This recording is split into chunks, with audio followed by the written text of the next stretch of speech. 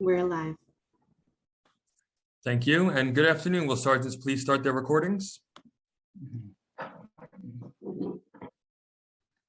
PC recording done. Recording to the cloud all set, and good afternoon, and welcome to today's remote New York City Council hearing of the Committee on Parks and Recreation, jointly with the Committee on Resiliency and Waterfronts and the Committee on Environmental Protection. At this time, would all council members and council staff please turn on their video. To minimize disruption, please place electronic devices on vibrate or silent mode. If you wish to submit testimony, you may do so at testimony@council.nyc.gov. Once again, that is testimony@council.nyc.gov. Thank you for your cooperation. We are ready to begin. Thank you, Sergeant. Can I be heard? Am I coming through okay? Yep, all good. Okay, thank you very much. Good afternoon. My name is Jim Gennaro, Chair of the Committee on Environmental Protection. Today we'll be holding an oversight hearing on green infrastructure, urban flooding, and combined sewer overflows. We also will hear 7 bills that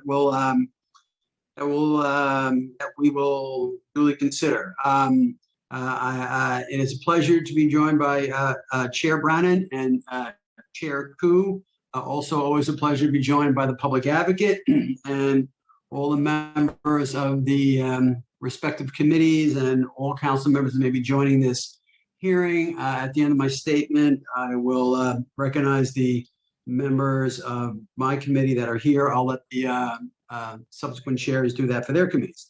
Okay, New York City faces a host of challenges to public safety and infrastructure directly related to the climate crisis. The National Oceanic and Atmospheric Administration, or NOAA, has found that the rates of sea level rise along the eastern Gulf Coast of the U.S. are among the fastest seen anywhere in the world. The Union of Concerned Scientists estimates that by 2045, 42,000 New Yorkers living in 15,500 homes valued at approximately $8.5 billion will be at increased risk for chronic flooding. In the future, global warming is thought to intensify storms such that events that might have occurred once in 20 years may occur as frequently as every few years. The most recent IPCC report, that's the International Panel on Climate Change report, found that the world is already 2 degrees Fahrenheit warmer than in 1850 to 1900 and is still warming at an unprecedented rate. Human influences on the climate are, quote, making extreme weather and climate events like heat waves, heavy rain, and droughts more frequent and severe, putting more people, property, and natural resources in harm's way, close quote. The IPCC report concluded that until global net zero emissions of greenhouse gases is reached, it will be impossible to limit warming to any temperature threshold. In the interim, severe weather events will only continue to increase in frequency. This just means we have to get busy with what we have to do to protect the city. Since Superstorm Sandy of 2012, the city has learned numerous difficult lessons in the many ways that severe weather can threaten the infrastructure that all New Yorkers rely on. They have also been shown the limitations of overly targeted approaches to resiliency intervention. Ida brought widespread flooding to vast swaths of the city. However, areas such as the Gowanus Canal in Brooklyn and Hamilton Beach in Queens that generally have a lot of flooding from coastal events did not flood. Instead, flooding caused by intense rainfall occurred throughout the city, while concrete surfaces that limit the natural infiltration of water into the ground made a bad situation worse. Sea barriers and coastal defenses built to protect against coastal storm surges will not protect against the flooding caused by heavy rainfall events. It is vital that our approach to resiliency infrastructure acknowledge that the city is a complex system, better served by a comprehensive plan than by piecemeal interventions. That said, I am one of those that thinks that storm surge barriers should get more of a thorough look than they've gotten. But I certainly agree with the approach of a comprehensive plan. I thank my colleague Justin Brannan for passing his recent bill, for the production of such comprehensive resiliency planning that we passed last stated meaning. New York has more than 6,500 miles of sewage infrastructure and chronic issues with poor maintenance and upkeep of catch basins across the city. While the New York City DEP has increased its proactive maintenance of catch basins and sewage infrastructure, it operates a system pursuant to a state DEC Speedies permit, which mandates that the system be properly operated and maintained in accordance with the terms of the permit. If the system is not properly maintained, people are exposed to sewage backups in basements, streets, and yards. Yet the average age of the sewer infrastructure in the city is 91 years old, and many parts of the sewage infrastructure are not fully built out or even fully funded. We made a case of this in the last hearing where there are parts of Southeast Queens that don't have any storm sewer capacity at all. I know that in this recent budget, we worked a lot with DEP to make sure that we move that forward. But we're having this hearing at a time when not all of the city even has storm flooding, and that is a sad statement. According to the EPA, the system, meaning the sewer system, was not properly maintained, finding the EPA did, finding that New York City had an excessive number of sewage backups between 2011 and 2015, more than 17,000, with numerous instances of repeat backups in the same locations due to capacity issues, in addition to backups related to inadequate maintenance. That is what the EPA said. As a result, the EPA issued an administrative compliance order pursuant to the Clean Water Act, making the allegation that DEP violated the Clean Water Act by having failed to comply with the operation and maintenance terms and condition of the 14 permits that it held.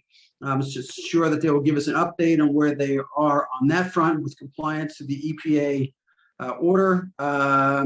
Not surprisingly, it is often communities of color that all too often bear the brunt of this neglect. According to Eddie Bautista, executive director of the New York City Environmental Justice Alliance, the city's largest combined sewer overflow outlets are located in communities of color. During Tropical Storm Ida, 11 of the 13 lives lost in New York City were residents of basement apartments who drowned when their homes flooded. These apartments are often the most accessible options for new immigrants and low-income New Yorkers due to their lower costs and less stringent tenant vetting procedures. But when they are in the neighborhoods with inadequate or improperly maintained sewage infrastructure, the consequences, as we've seen, can be tragic. These recent events are a stark reminder that such disasters are not, quote, natural. According to one of our advocates, they are a function of a system that fails to protect everyone equally. That is the assertion. We will talk more about that today. Today, we are hearing legislation. So that's kind of like the oversight topic. Now we're going to talk about the bills a little bit. Today, we're hearing legislation intended to expand on the work the city has done to make sure the city is more resilient, able to better monitor our infrastructure and improve our city response to the coming climate changes. I would like to thank the terrific committee staff who have done such great work over the years. Counsel to the committee, Samara Swanson. She goes back many years with me when I was chair previously. Policy analyst Nadia Johnson, Ricky Chawla, and financial analyst Jonathan Seltzer. And finally, my legislative director and counsel, Nabi Cow, for all of their hard work. Now, in terms of recognizing members of my committee, I know I saw Councilmember Darma Diaz. Am I still coming through okay? It says I'm not allowed to unmute myself. I'm still coming through, Sergeant? You can hear me? Okay. Yep, we can still hear you. Okay. I saw Councilmember Darma Diaz. I see Councilmember Menchaca, and let me just make reference to the other members of the committee. I can't see if they're here or not, but Councilmember Levin and Councilmember Ulrich. So I'm going to recognize the next chair, but just in the way the hearing is going to go overall. The chairs will have the ability to pose their questions on the oversight topic. Those that are the authors of the bills that are on today will be given some, latitude to ask questions longer than the 5 minutes that is normally allowed for people who ask questions. I think that that's only fair. And also, I'm going to try to do what I can to get the public advocate in, pretty early to ask questions on his bill that he has on the docket here, out of respect for his valuable time. If we can do that, I hope we can do that without any objections. And with that said, I'd like to turn it over to Chair Brannan to make his opening statement. Thank you, Chair Gennaro. Appreciate that. I will get moving on this. I know we have a very busy agenda today. Good afternoon. My name is Justin Brannan. I have the privilege of chairing the Committee on Resiliency and Waterfronts. I join Chair Gennaro and Chair Koo in welcoming you to today's joint hearing, and I also want to extend my thanks to them for holding this hearing today. Flooding is not a new phenomenon. It affects all New Yorkers, not just those who live near the water. When Tropical Storm Elsa hit the city in July, more than 5 inches of rain fell in just a few hours. Areas of Upper Manhattan and the West Bronx experienced significant flooding. It wasn't because of storm surge. It was because heavy rains overwhelmed the city's sewers and drainage systems. The water had nowhere to go, and this problem will continue to get worse. According to the city's May 2021 Stormwater Resiliency Plan, the city is expected to experience 25% more rainfall by the end of this century. The city has aptly been nicknamed the concrete jungle. More than 70% of the city is made up of hard surfaces like concrete and asphalt, surfaces that prevent water from natural infiltration into the ground. With extreme weather events becoming more frequent and severe because of climate change, we need to act faster to make our concrete jungle green again. Green infrastructure, which includes rain gardens, bioswales, green roofs, permeable pavement, urban tree canopies, and green streets, are proven techniques that help absorb and filter runoff, floodwaters, and heavy rain. The city released a green infrastructure plan in 2010. Since then, more than 11,000 curbside rain gardens and over 70 blue belts have been constructed. The city even partnered with Copenhagen, Denmark, to learn how the Danish deal with flooding from cloudbursts. We need to continue to be creative in designing green spaces and creating sponge areas, like turning playgrounds and parking lots into huge sponges that can absorb, filter, and hold water so that surrounding areas do not flood. We look forward to hearing from the administration today about which projects have been implemented, what is planned, and what more can be done to manage stormwater. Today, we'll hear several pieces of legislation. Intro 67, sponsored by me, would make the city liable to homeowners for claims filed against the city if capacity-related sewer backups cause water damage or loss to their homes. It would also require the city to develop a sewer backup mitigation plan, which is long overdue. A pre-considered intro sponsored by me and Chair Gennaro would help people install backwater valves, which prevent water or waste from backing up during rain events and flooding homes or businesses. This bill would require DEP to establish a program that provides financial assistance to reduce the cost of purchasing and installing backwater valves. Such a program would make it easier for people to purchase and install these devices to protect their homes. After the severe flooding from tropical storms Henri and Ida, such devices should be readily accessible and affordable for property owners. We'll also hear my bill, Intro 2168, which would require the DEP to create a water meter database. Anyone who registers and pays a periodic subscription fee would be able to access information about water meters. Such a database would provide much needed transparency and openness. As I've said countless times, the climate crisis is here. Parts of the city regularly flood after rainstorms. We wade through ponds in our streets and sidewalks because there is too much concrete and hard surfaces and not enough greenscaping and green infrastructure. Unless we ensure that plants, green spaces, and pervious surfaces are just as prevalent as hardscape surfaces, the rain will continue to turn streets into rivers and flood subways, homes, and businesses.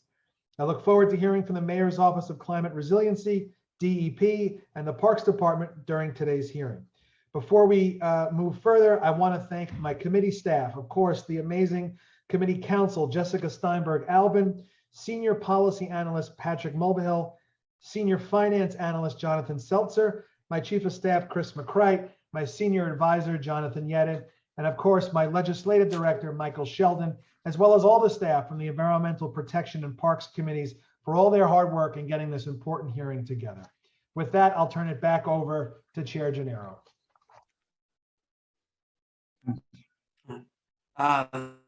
Thank you. Thank you, Chair Brannan. I propose you have on today, and the one that we did together on the backflow devices. And I would like to bring on Councilmember Koo for his opening statement. Councilmember Koo, or Chair Koo.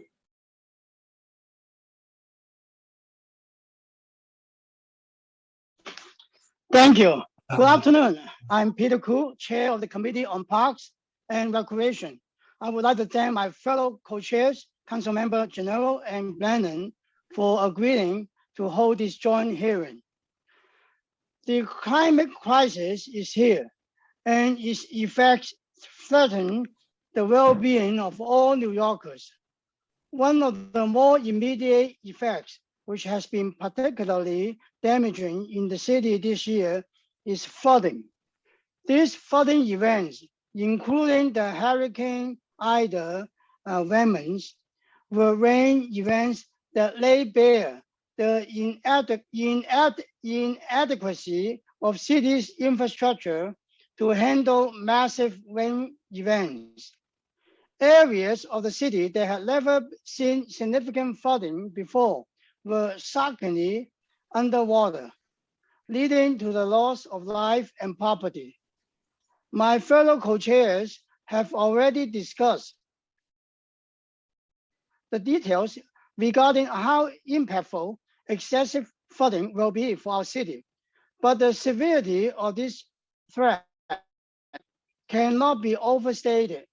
We are clearly not prepared for what the future will bring us when it comes to flooding events.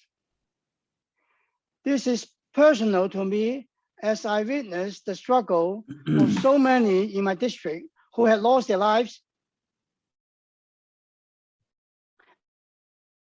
and others, their lives turned upside down by our neighborhood nestled in Kissinger Park in my district were so severely flooded that 3 people sadly lost their lives, and 85 homes experiences like this to become the new normal. Despite these tragedies, there is still time to prepare and adapt our infrastructure to better handle what will continue to come our way in the future. Expanding green infrastructure is the way we can go about doing this, as upgrade our infrastructure in a way that also improves the city's environment overall. My as past committee chair is how the city use of green infrastructure throughout the city. The city's parks, playgrounds, and other green space can all be adapted to expand their stormwater capturing features, such as through the use of expanding the Green Streets program, building more rain gardens, especially in areas that are starved for green space, broadening of the reach of park features to their surrounding neighborhoods through the Parks Without Borders initiative, building more playgrounds with green features, converting unused or abandoned land into green space, and of course, maintaining and expanding the city's tree stock. As was previously mentioned, we will also consider numerous pieces of legislation at today's hearing, but I would also like to call attention to a bill I sponsor. A bill I sponsor, Intro 1618, will help us to better understand the harmful nature of combined sewer overflows and stormwater remnants. Specifically, this bill will require DEP every year to study and report on the presence of contaminants from CSOs in the city's waterways, as well as DEP's progress toward milestones noted in the sewer overflow long-term control plan.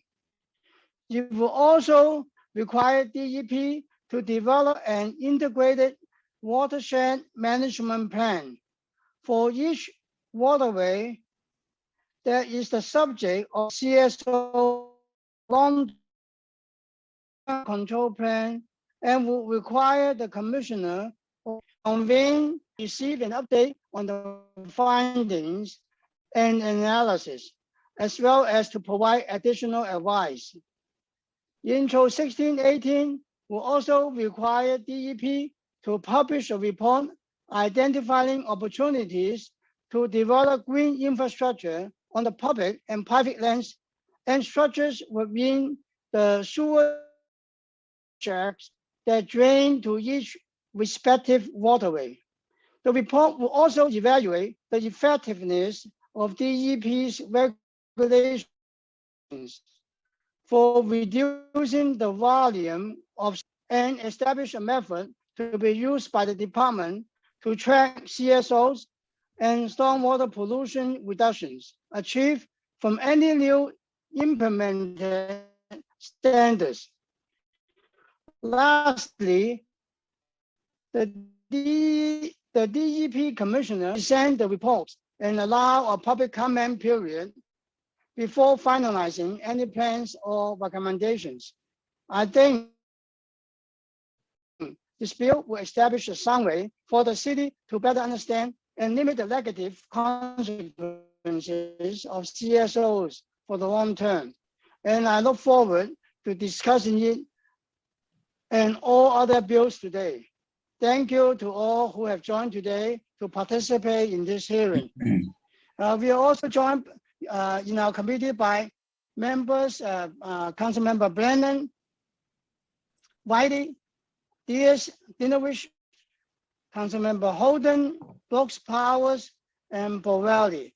And also we have Councilmember Levine, and Councilmember Cabrera and Moyer. And all Councilmember, some of our members may be crossed over to other committees. Thank you.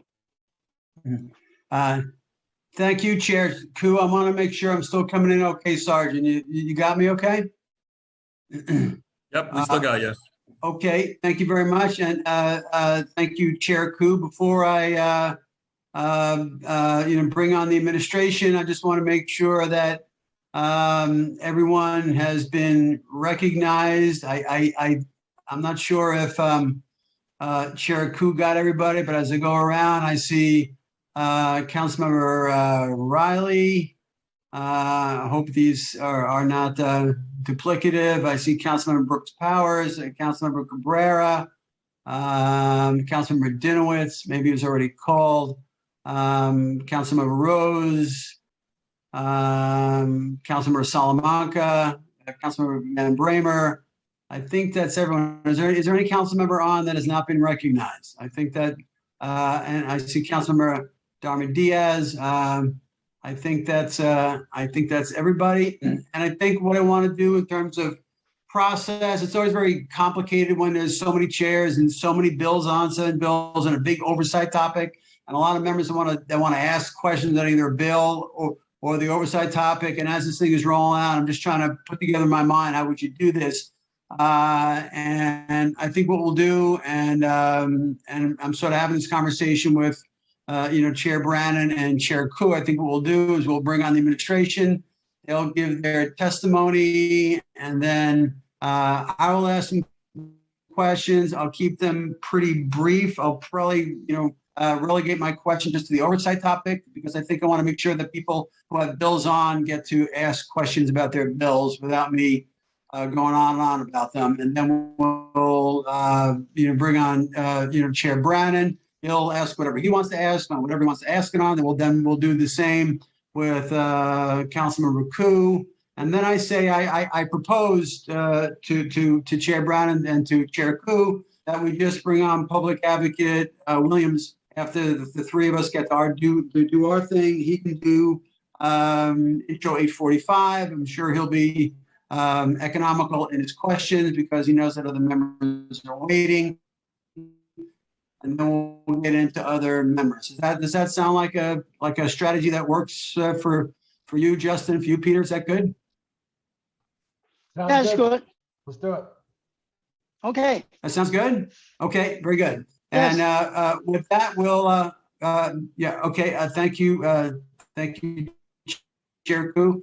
And with that, we'll bring on the administration in whatever order they wish to testify. Somebody will swear them in. It says my internet connection is unstable. I hope people can still hear me. Now it's not saying that, so maybe I'm fine. So we will have whatever council is going to step up and swear in the administration, and then the administration, in whatever order they wish to proceed, can give their good testimony. Okay.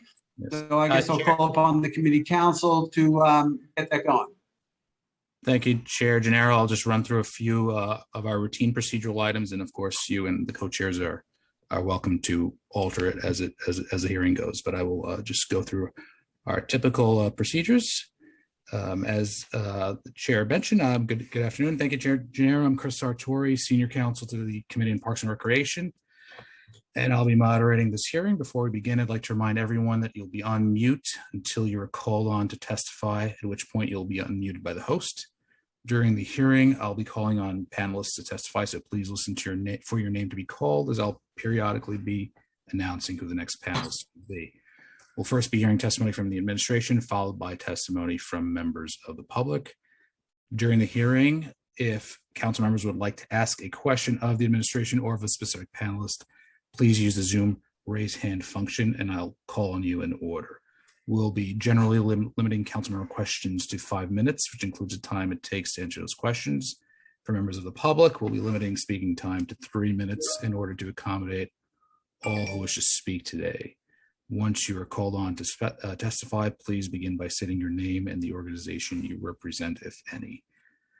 As Chair Gennaro mentioned, we'll now call on representatives of the administration to testify. So appearing today for the administration will be Vincent Sapienza, Commissioner of the Department of Environmental Protection, Janie Bavishi, Director of the Mayor's Office of Climate Resiliency, Angela Licata, Deputy Commissioner of the Department of Environmental Protection, Liam Kavanaugh, First Deputy Commissioner of the Department of Parks and Recreation, Jennifer Greenfeld, Assistant Commissioner for Forestry, Horticulture, and Natural Resources of the Department of Parks and Recreation, Merritt Larson, Chief of Natural Resources, Department of Parks and Recreation.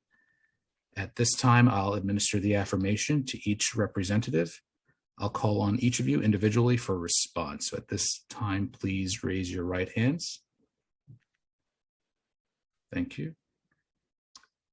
Do you affirm to tell the truth, the whole truth, and nothing but the truth before these committees, and to respond honestly to council member questions? Commissioner Sapienza? I do. Thank you. Director Bavishi? Yes, I do. Thank you. Deputy Commissioner Licata? I do. Thank you. First Deputy Commissioner Kavanaugh? Yes. Thank you. Assistant Commissioner Greenfeld? I do. Thank you. And Chief Larson? I do. Thank you. At this time, I'll now invite Director Bavishi and Commissioner Sapienza to present their testimony. Thank you. Good afternoon. I am Janie Bavishi, Director of the Mayor's Office of Climate Resiliency. I would like to thank Chairs Gennaro, Brannan, and Koo for the opportunity to testify today. I would also like to acknowledge my colleagues from the Departments of Environmental Protection and Parks and Recreation who will join me in responding to your questions today. As you know, the Mayor's Office of Climate Resiliency is responsible for ensuring that New York City is prepared to withstand and emerge stronger from the impacts of climate change. Our role is to lead the city's strategic direction and planning to prepare for extreme events and the chronic impacts of climate change, and coordinate with agencies to implement this work. Within our citywide resiliency portfolio, the city is preparing to adapt to a variety of climate hazards.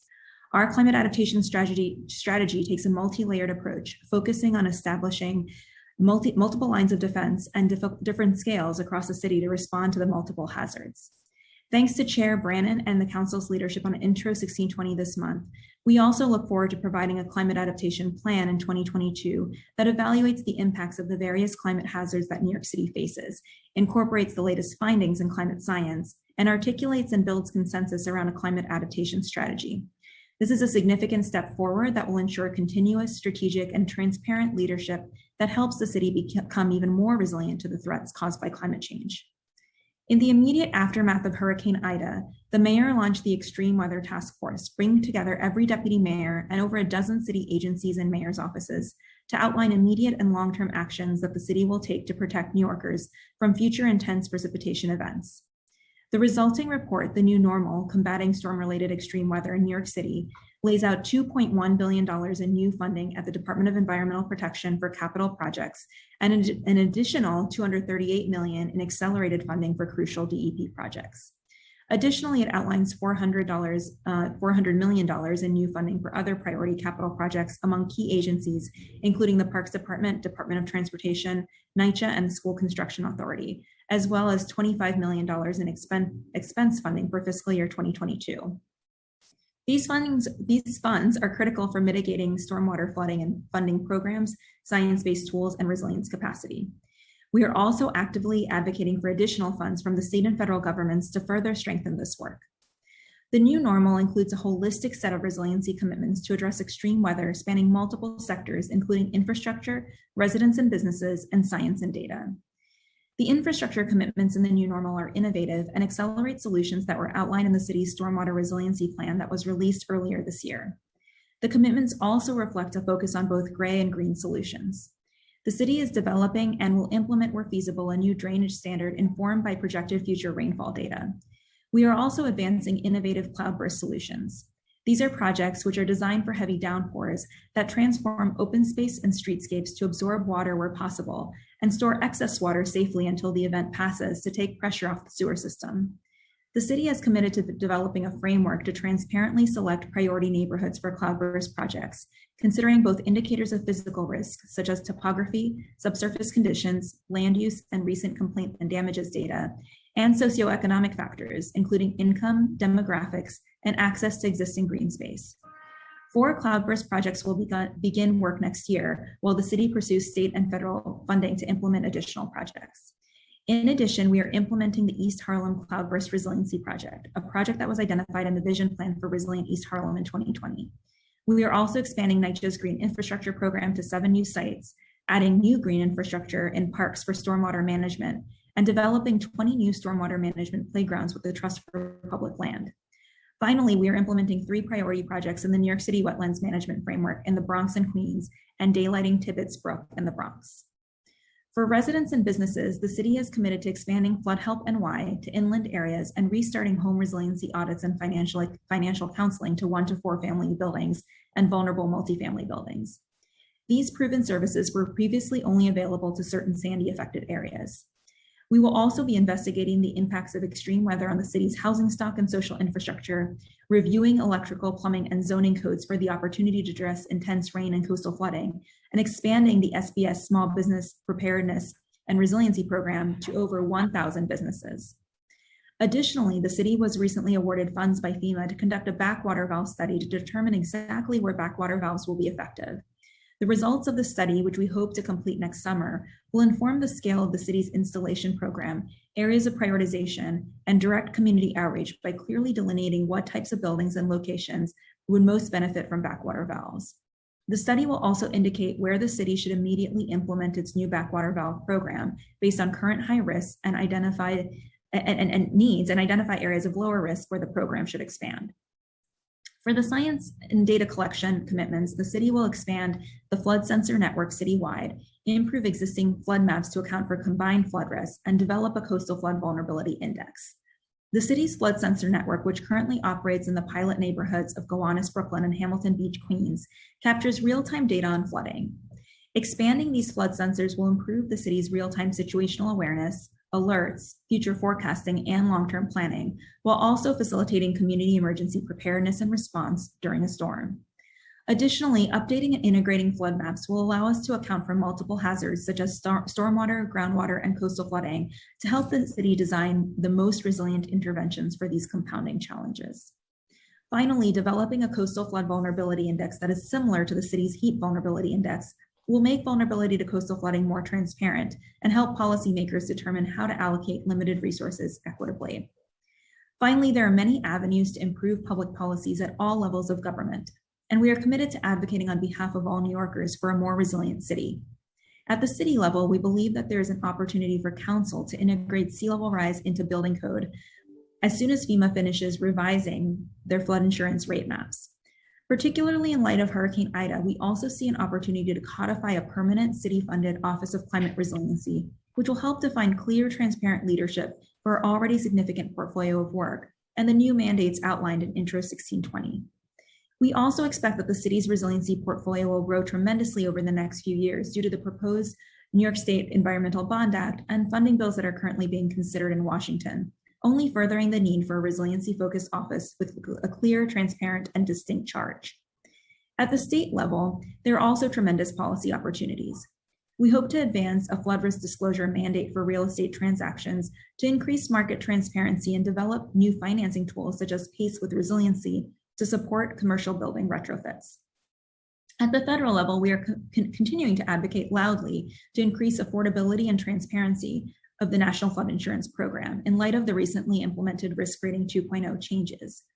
We are also advocating to reform existing programs through which federal infrastructure dollars will likely flow, like FEMA's Building Resilient Infrastructure and Communities program known as BRIC, so that we can make the most of future federal funding.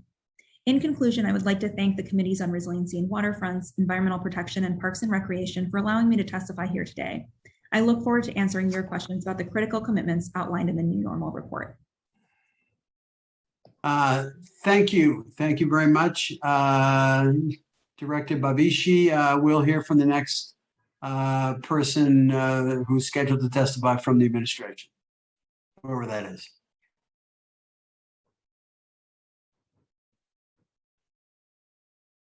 Whoever is next scheduled to testify for the administration Thank you, Chair. I've been unmuted. I'll start my testimony now. Thank you.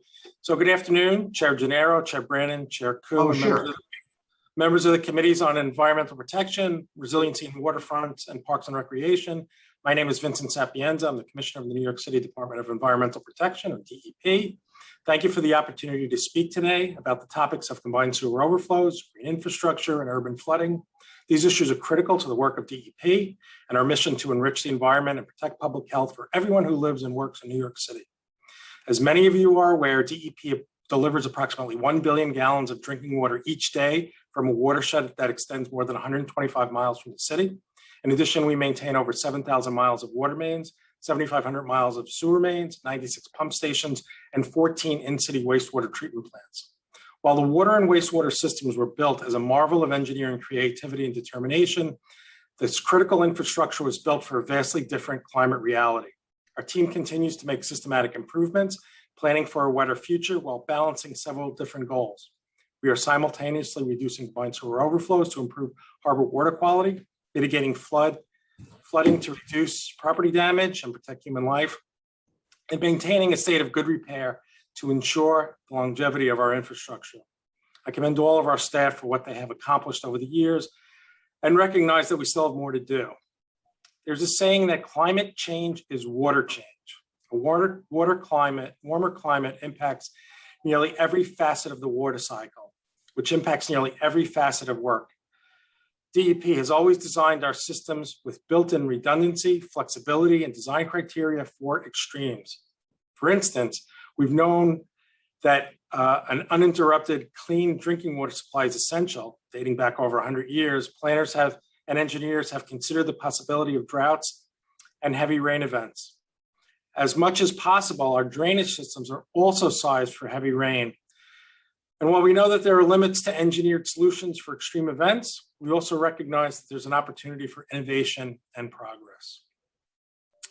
I'll begin the discussion about harbor water quality improvements and combined sewer overflows, or CSOs.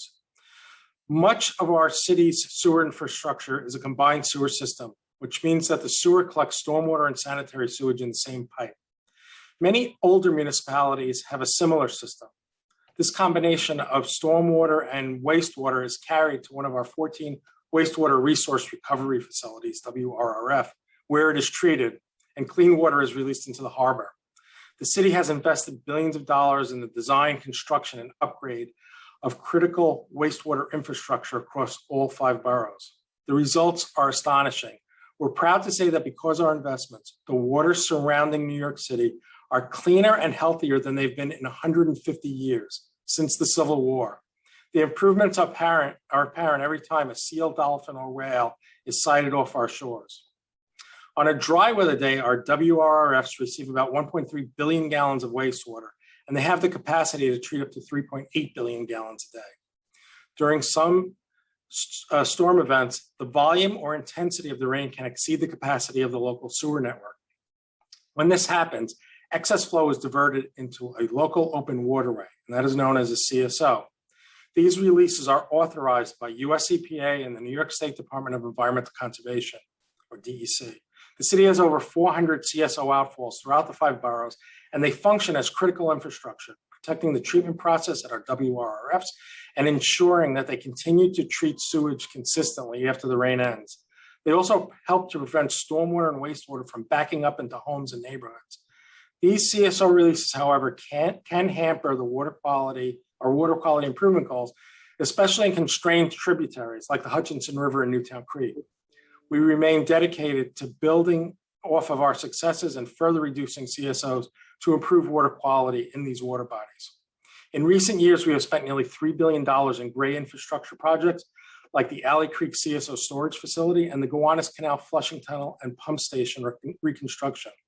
In 2012, we kicked off the long-term control plan, or LTCP process, with the New York State Department of Environmental Conservation and stakeholders to develop 11 long-term control plans for the water bodies that are impacted by CSOs. The LTCP work is consistent with federal CSO policy and the water quality goals of the Clean Water Act. Through this program, we have committed more than $6 billion in projects that will further reduce the volume and frequency of CSOs for those water bodies that do not achieve applicable water quality standards. Planning and design are already underway for many of those investments. I want to emphasize that the capital costs for CSO reductions are not linear. While billions have been spent so far, it will take tens of billions of dollars to eliminate CSOs. As a result, we have embraced a hybrid approach to CSO reduction, strategically incorporating gray infrastructure, which is very energy intensive and expensive to maintain, and balancing it with green infrastructure, which makes our city more permeable and absorb rain right where it falls. We believe that this hybrid approach is a much more sustainable and cost-effective path forward. So it's a little bit about green infrastructure. One component of the CSO reduction program is green infrastructure, or GI, with a goal of reducing CSOs by 1.67 billion gallons a year. GI is engineered to absorb and hold stormwater on site, preventing that water from entering the traditional sewer system. Keeping stormwater volumes out of the sewer system reduces stress on the WRRFs and cuts CSOs into waterways. New York City has implemented the most aggressive green infrastructure program in the country. In the last decade, our GI program has constructed more than 11,000 assets, managed more than 1,500 acres, added more than 660,000 square feet of pervious surfaces to streets and sidewalks, and created more than 14,000 acres of blue belts across the city. Many of the projects have been done in partnerships with other city agencies, including the Department of Transportation, Department of Parks and Recreation, NYCHA, and schools. GI takes many forms. The suite of options allows us to use best options for each geography. GI includes large projects like Tibbetts Brook daylighting and small distributed projects like rain gardens, infiltration basins, stormwater green streets, green roofs, blue roofs, permeable pavement, subsurface detention systems, and rain barrels and cisterns. Work is not confined to the combined sewer areas. We have built more than 70 blue belts across Staten Island and are expanding the program into Queens and the Bronx. All of these projects are engineered to make land and buildings more efficient at managing stormwater runoff. Rain gardens in the sidewalks have been our most widely used tool, and in addition to carefully designed vegetative pallets at their surface, they involve specially engineered systems installed below the surface. The subsurface structure is designed to store and then slowly percolate the captured runoff into the ground. This subsurface feature is the most critical part of the rain garden and what distinguishes them from a standard tree pit. It also makes them much more difficult to construct. Rain gardens are not feasible in locations where bedrock or high water tables are there, and where utilities or the street and sidewalk infrastructure prevent us from using the space for stormwater management. Where rain gardens are not feasible, DEP has been working with New York City DOT on the installation of permeable street pavement to absorb runoff. As noted in the Extreme Storms Management Report that the mayor released last month, we are now significantly accelerating the use of permeable pavement. In addition to the work that DEP does directly, we encourage others to implement green infrastructure through financial incentives. The Green Infrastructure Program funds the design and construction of green roofs on private property.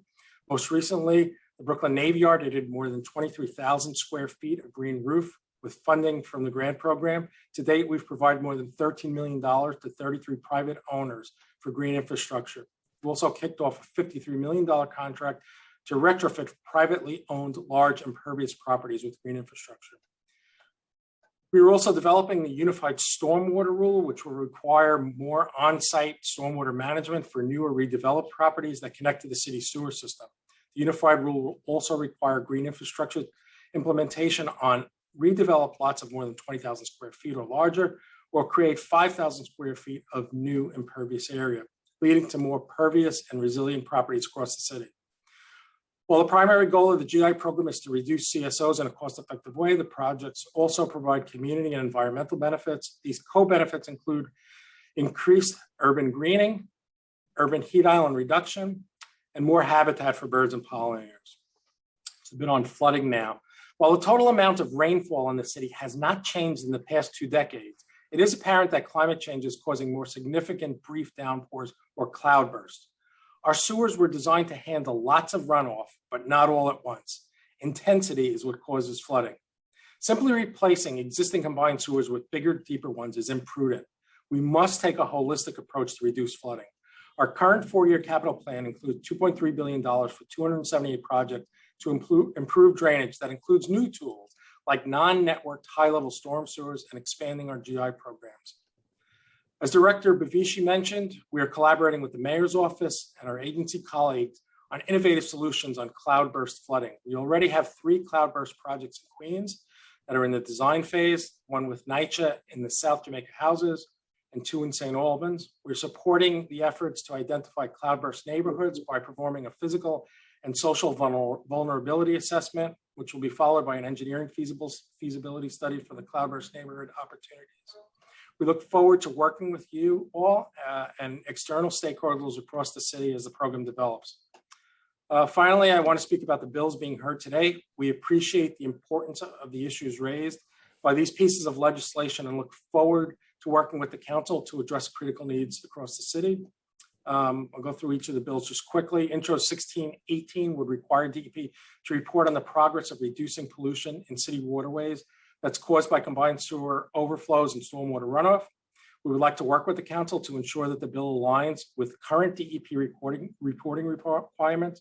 For example, DEP provides quarterly updates on LTCP implementation, reports on CSO discharges each year through an annual CSO BMP report, and submits yearly progress updates on water quality improvement strategies in the Green Infrastructure Annual Report and the Stormwater Management Program Annual Report. All of these reports are submitted to the New York State Department of Environmental Conservation and are available to the public on the DEP website.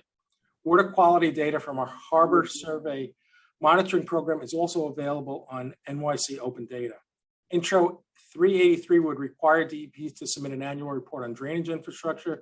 As with 1618, we would work with the council to ensure that the bill does not conflict with existing state or federal reporting. For example, DEP already complies with the State Pollution Discharge Elimination System, or SPEDIS permits and applicable law by reporting to the state and the public discharges of untreated or partially treated sewage using the state's approved electronic public notification system, NIALER. Intro 67 will place liability on the city for sewer service lines and require the city to develop a plan to mitigate and prevent sewer backups. DEP has done extensive work to reduce sewer backups and SBUs. SBUs are down 70% in the last decade. We regularly report to EPA on our progress and also release an annual State of the Sewage report, which is available on the DEP website. We have initial concerns about the fiscal and legal ramifications of shifting liability of sewer service lines to the city, and we're still reviewing that with the law department and OMB. The unnumbered pre-considered intro would require DEP to establish a program to provide financial assistance for the purchase and installation of backwater valves. We agree with council that backwater valves are an important tool in the toolkit for homeowners needed to reduce flooding on their property. While DEP does have experience providing financial assistance for home upgrades through our toilet rebate program and rain barrel giveaway programs, providing assistance for backwater valves is of a different nature. We need to consider this proposal with the law department and the Office of Management and Budget before committing to a citywide backwater valve program. We look forward to engaging with the council and sharing the results of MOCR's backwater valve study, which will become available next year. The study will review where backwater valves will be most efficient and consider equity and costs as it relates to prioritized implementation. Intro 2168 will require DEP to create a searchable database that would allow members of the public access to private customer information. Implementation of this bill would make customer data available to third parties without consent. This would result in a serious breach of customer privacy and does not align with industry best practices. Ensuring customer privacy is an important safety measure, particularly for vulnerable homeowners whose presence at home could be tracked by these third-party entities. We're also concerned that customers with large debts could be targeted by predatory actors who could access their account information. Protecting customer water and sewer data is a critical guiding principle in the development of our new billing system, which was launched last month.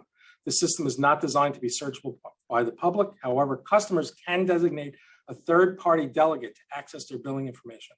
We will gladly sit with the council to discuss our concerns about this bill in more detail once the law department has thoroughly reviewed it. Lastly, I recognize that intros 2425 and intro 1845A were both recently added to today's agenda. These bills would require DEP to create a borough commissioner position and to inspect catch basins annually. We look forward to reviewing the language more closely, and I'll follow up with you. Thank you again for the opportunity to testify today. Before I close, it's important to remind everyone that the city's drainage infrastructure is funded directly from water and sewer bills that all New Yorkers pay, whether directly or indirectly. Each spring, DEP consults with the City Council on our expense and capital needs for the coming fiscal year, and each year we hear public testimony about the impact of rising water rates on finances for families and small businesses. We must continue to make strategic investments while maintaining affordable rates, minimizing payment delinquencies, and supporting low-income New Yorkers, especially as we all continue to recover from the economic challenges of the pandemic. Without federal and state fundings, we must prioritize and balance our long-term planning with public affordability. Again, appreciate the council's commitment to working with us on these complex issues. My colleagues and I are now happy to answer questions that you may have. Thank you, Commissioner. And at this point, I'll turn it back to Chair Gennaro and the other chairs for statements and questions. Thank you. Thank you, Commissioner. I certainly appreciate that. So I guess there's nobody else from the administration that has prepared has a prepared statement. Is that right? Is that right? No one else from the administration is seeking to be heard with a prepared statement. Okay, good. So I'll continue, and what I wish to do is be, with so many members on and so many bills to talk about, I feel compelled to, reduce my own questioning because I get the opportunity to have access to, all these commissioners, and I always like to encourage the cooperation of members, and I look forward to their input. So I will be sparse with my questioning in order to give time to the other two chairs and to the sponsors of the bills that are before us today. I'm just going through I made notes in the statements. I know that I have prepared questions, but I've gone through the statements of both, witnesses. And so this would be a question for Director Bavishi. You're online, right? Okay.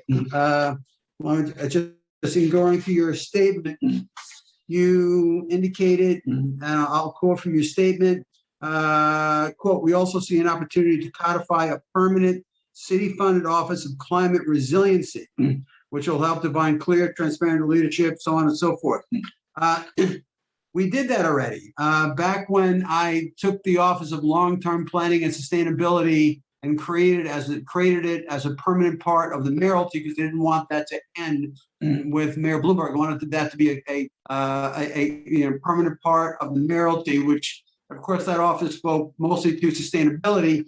But when I created that bill, when I created the office in law, I also mandated that a city office of resiliency also be part of the permanent part of the mayoralty. So being that the council has already mandated by law that an office of resiliency be part of the mayoralty, I'm not sure what you're getting at in terms of a city office of climate resiliency. It is my contention that now that the mayoralty is mandated to this office of resiliency is mandated to speak to the city's resiliency concerns. I don't know why you're calling for us to create that which has already been created, because once we created the Office of Resiliency, it should do whatever resiliency it should follow resiliency wherever it needs to go. And so why the request for us to create an office that already exists? Thank you for the question, Chair Gennaro. And let me just clarify. So currently there is no authorized or chartered office, I should say, that's specifically focused on resiliency. Your leadership. Yes, there is. Yes, there is. We did that. It's just like when I wrote the law that created a permanent, a permanent office of sustainability. It also created a permanent office of resiliency. So I know what I'm talking about here, and I don't get it. So I reject your statement that this is not already in place. And if it's not already in place, how could it not be when it was already mandated by law 10 years ago? Well, I certainly don't mean to say that you don't know what you're talking about. I've also looked at. Please don't do that. Please don't do that. Yeah. Yeah, no, and I don't intend to. I've also studied the charter on this, and my understanding, and I'm happy to follow up with your office on this, is that the charter currently has an Office of Long-Term Planning and Sustainability, which includes both responsibilities related to sustainability and resiliency. And if you could just accept that premise for a second, I can explain why we're asking for this. The resiliency responsibilities of OLTPS have grown. They range from publishing the Stormwater Resiliency Plan, coordinating with the New York City Panel on Climate Change, developing a resiliency scoring system for the Climate Resiliency Design Guidelines, and then most recently, developing a climate adaptation plan as was established through Intra 1620 just recently. And so as additional responsibility and scope is added to this office, particularly in light of Hurricane Ida, we think there's an opportunity to create clear, transparent, and consistently funded leadership that's exclusively focused on resiliency. Additionally, while our office's goals can sometimes overlap with those of the Mayor's Office of Climate and Sustainability, our work is fundamentally different, and the design of our office partners and projects in scope should be understood that way. It sounds like we're quite aligned on this, given that you believe that this has already been done. So like I said, I'm happy to follow up with your office about this. Okay, yeah, because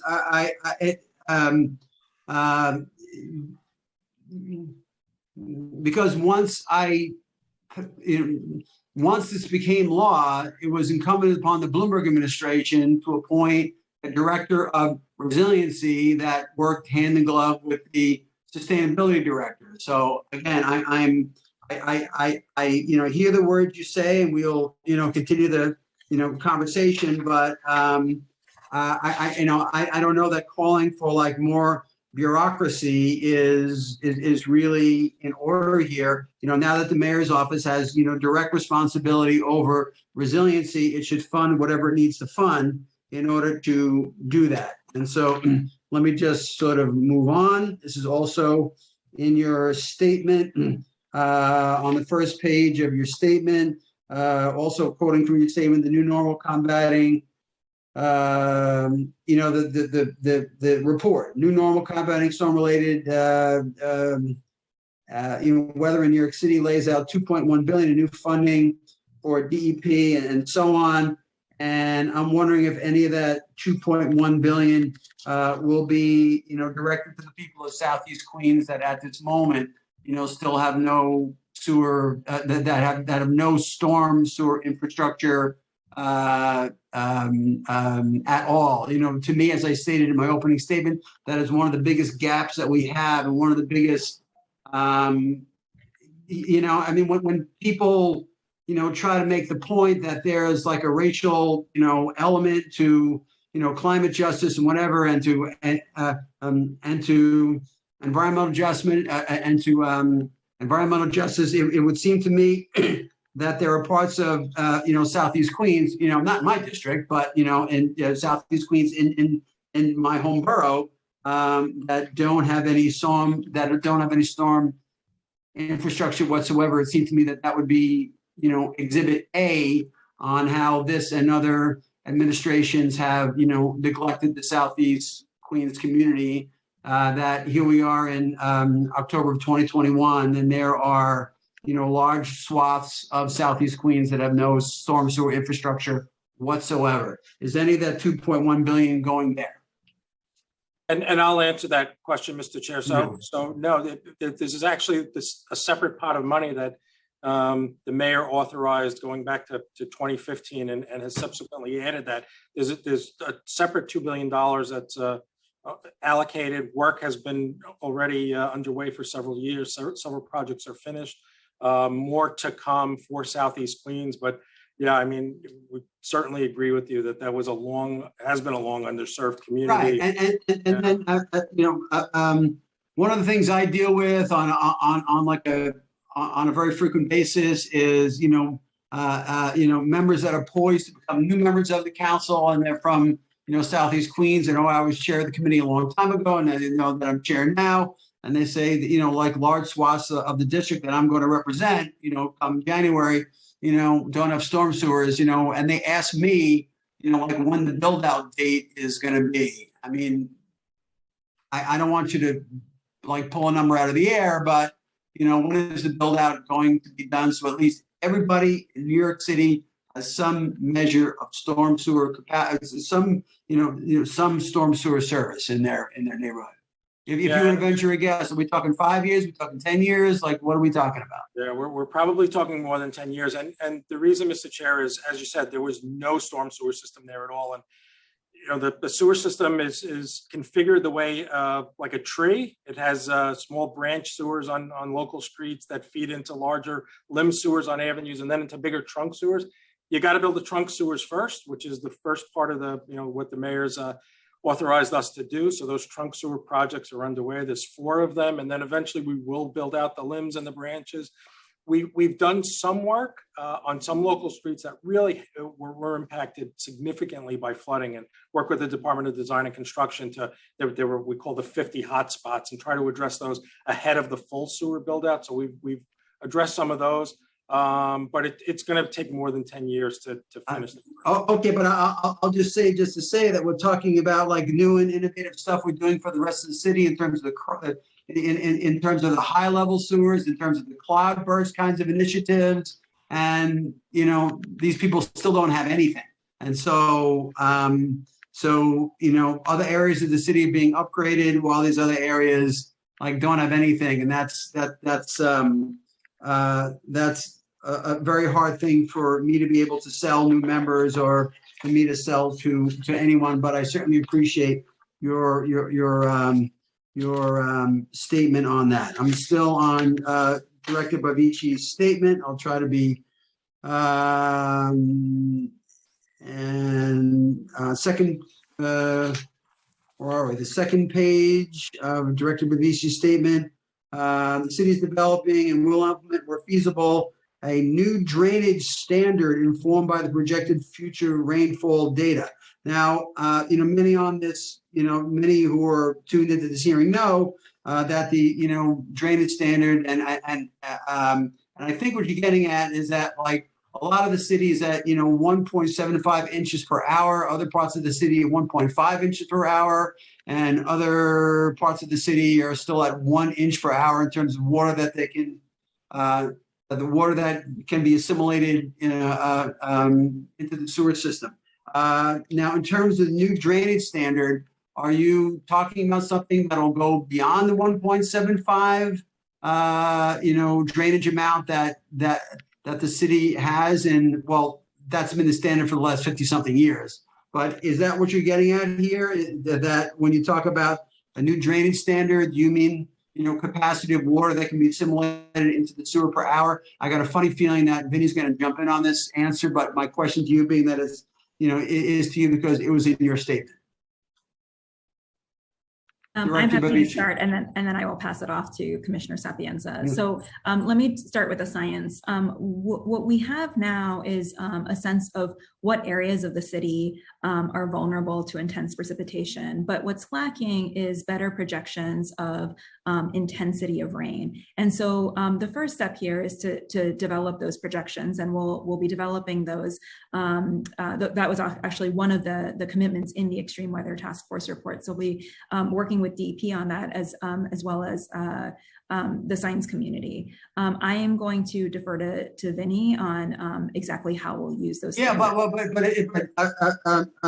if I may, in your statement, you're talking about the development of a new drainage standard, and that either is sort of, you know, increased, you know, capacity in terms of the amount of rain that can be assimilated per hour, or it isn't. And it's hard to do that in just various places because if you build out a bunch of big sewers that can take more than 1 3/4 inches per hour, as soon as that gets to the next part of the city, it's going to get all jammed up. So right now I'm unclear with this new drainage standard, and I suspect that you're not very clear on it. So I'll ask Vinny then. So like, what does that mean, the new drainage standard?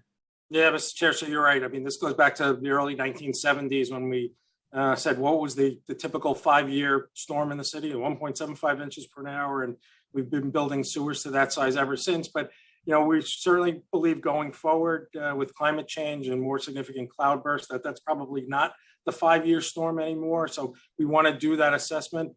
But you're right, building out sewers to take more than that is going to be very challenging. You talk about Southeast Queens, there's great visuals that I think everyone should go look at of the installation of these new sewers that are going in there, these new storm sewers.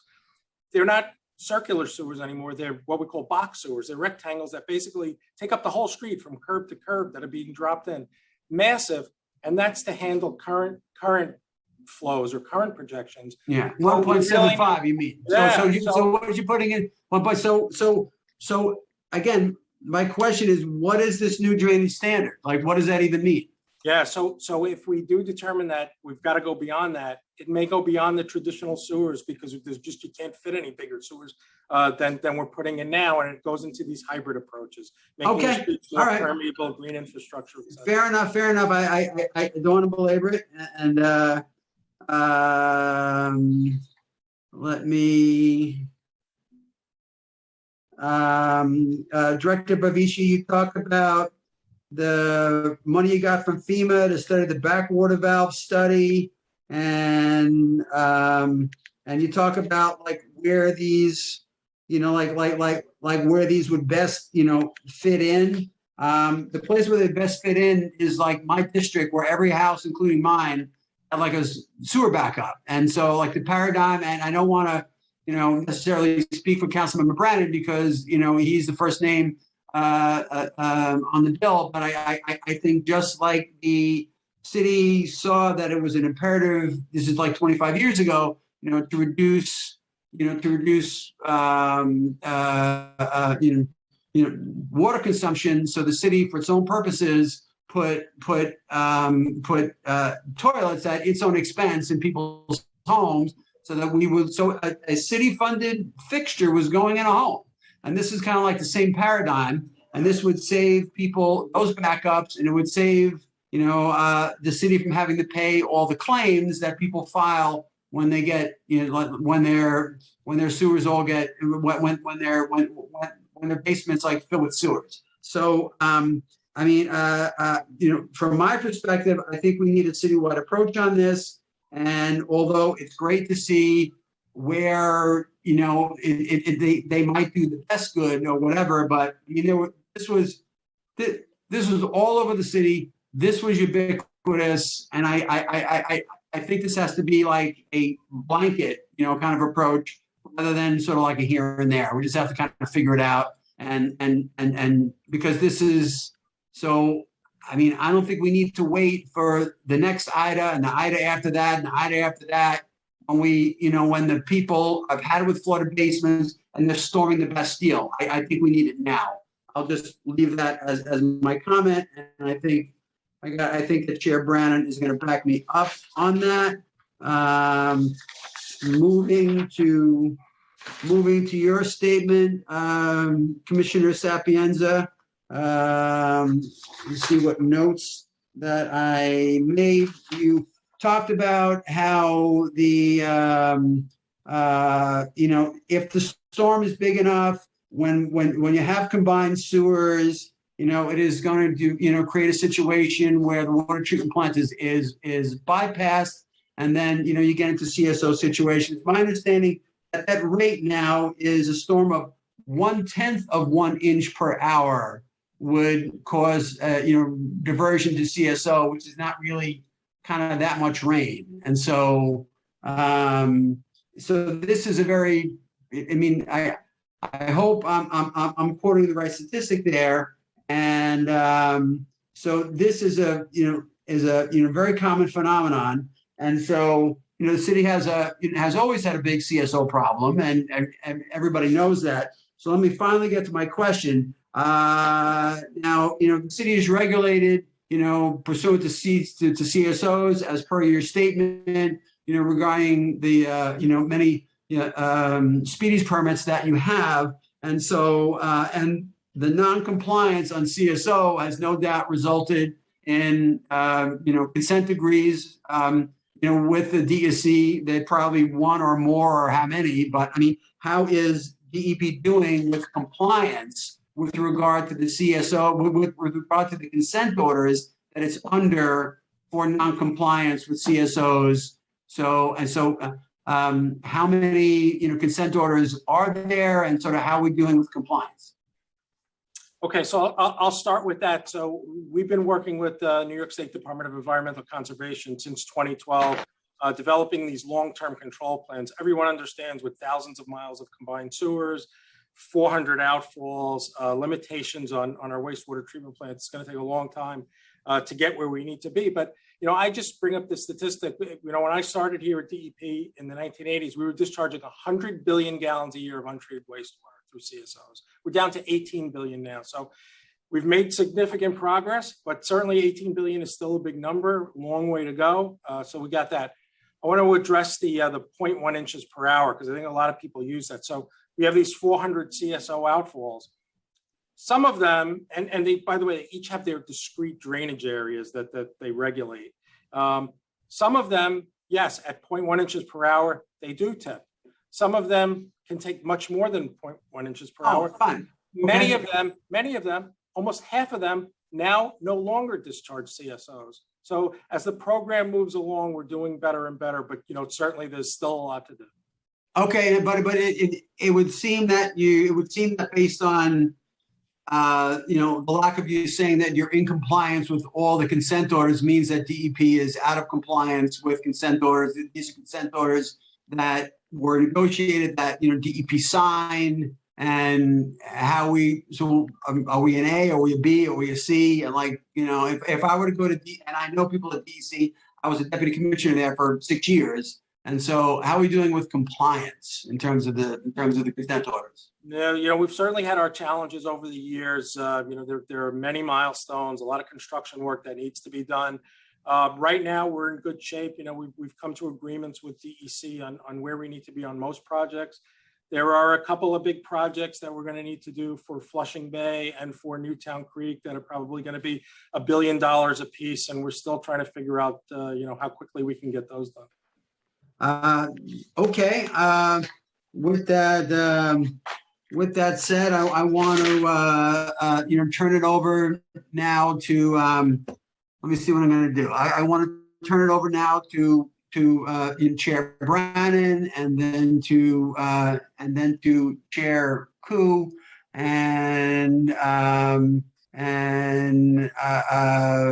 so they'll ask their questions on the oversight topic, on any of the bills. And I want to thank you, Commissioner, for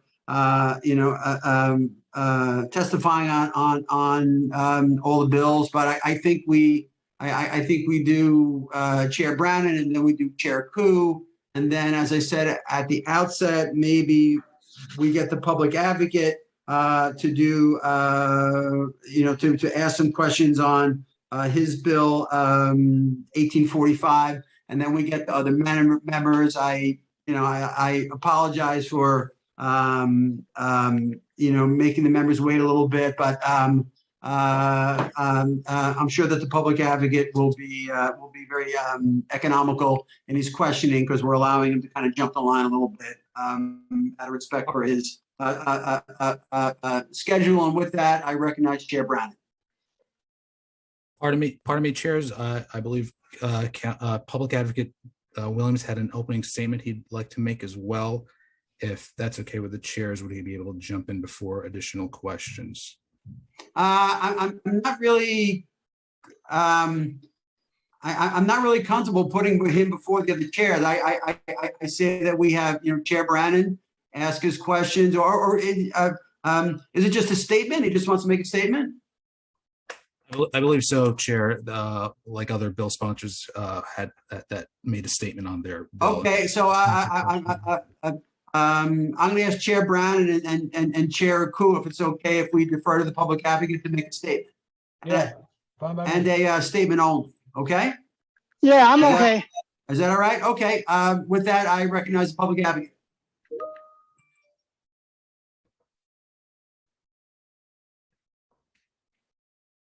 Can everybody hear me? Yes, we got you. Well, thank you for that. I appreciate it, Chair Gennaro. As I said earlier, it's good to be back in here with you. And thank you, Chair Brannan and Chair Koo, and of course the administration for their testimony, and Commissioner Sapienza. I know I just missed you a couple of minutes. Thank you for joining us at our event in Queens earlier today. Last month served as a reminder that the city is still not prepared for climate change. At least 13 people died as a result of intense and sudden floods from Hurricane Ida. As so many died because they lived in basement apartments highlights that there are multiple intersecting issues from housing to environmental justice that require city action. As I previously said, what we used to call extreme outlier events are now just storms that are new normal. Preparation is key, and I welcome this hearing to begin that work. That work can start with many of the bills that are here today, including mine, Bill Intro number 1845, which would simply renew Local Law 48 of 2015. That law required the New York City Department of Environmental Protection to submit semi-annual reports on the state of its catch basins. Catch basins act as a drain for water to flow throughout, blocking any large debris. There are thousands of catch basins around the city. sometimes clogged with trash. DEP is required to clean up these basins, but that requires New Yorkers to help notify the agency of catch basins that need to be cleaned and repaired. DEP was previously required to report on its inspections of catch basins, including those identified as non-functioning and requiring repair. DEP was also required to note the number of catch basins that need to be repaired within 9 days of inspection or receipt of complaint. These reports were helpful as the last report found 4,300 catch basins were non-functioning from July 8, 2018 to June 2019. Unfortunately, DEP is no longer required to publish these reports. This bill would ensure the agency submits quarterly reports and fixes catch basins with 5, not 9 days of inspection or receipt of a complaint. These basins are essential in the event of flash floods, for example, and we just can't take a risk with the non-functioning basins. We need to pass legislation to make sure DEP makes public data around the city's catch basins, an effort we need to make sure before the session ends. Additionally, I appreciate the council's focus on green infrastructure, which consists of providing green jobs and ensuring neighborhoods are resilient against the worst of climate change.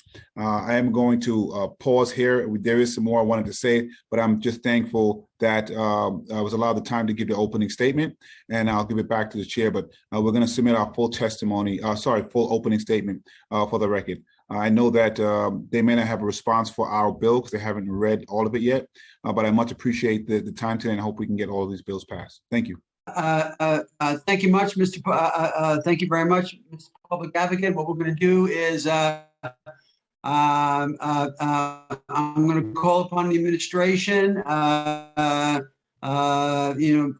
guess it'll probably be DP Commissioner Sapienza, but anyone else from the administration, once you're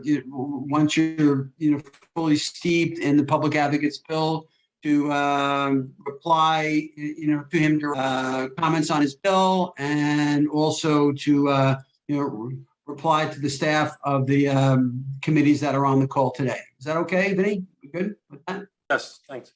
Okay, very good. Thank you, Mr. Public Advocate. Always a pleasure to be with you. And with that, I recognize Councilmember Grant. Pardon me again, Chair. Pardon the. Oh, sure. Councilmember Salamanca is also one of the sponsors of the bill. Would like to make a brief statement as well on his bill before we proceed to other. Yeah, I mean, I tell you what. I mean, now I'm speaking to Chair Brannon and Chair Koo. Do we want to let all of those sponsors of the various bills just make a little statement on their bill? Does that work for you, Justin and Peter? That sounds good. All right. And just to know, Councilmember Okay, Salamanca is so the last member to speak. Okay, with that said, I recognize Councilmember Salamanca. Thank you, Mr. Chair. Can you hear me? Sure, we got you. All right, I appreciate the opportunity to give my brief statement. As we know, climate change is real. Here in New York City, we have seen firsthand the devastating effects of the rising sea levels, warmer air, and sea temperatures, and an increase in our storms. We saw what Hurricane Ida and Superstorm Sandy did. It showed us how vulnerable we are to storms that are not only capable of causing billions of dollars in damages in a matter of minutes, but can also cause a loss of life. As these intense weather systems become exceedingly prevalent in the Northeast, it is even more critical than ever that we have comprehensive planning in place that delivers much needed resources and personnel to our communities.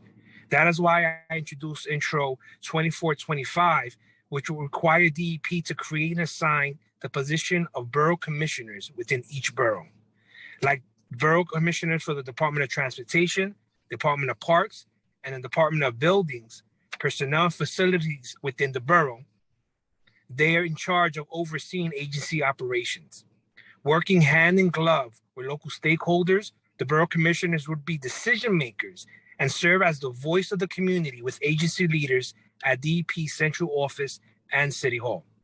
Ahead of major storms, DEP borough commissioners would be able to proactively direct personnel to known trouble areas to carry out preemptive work.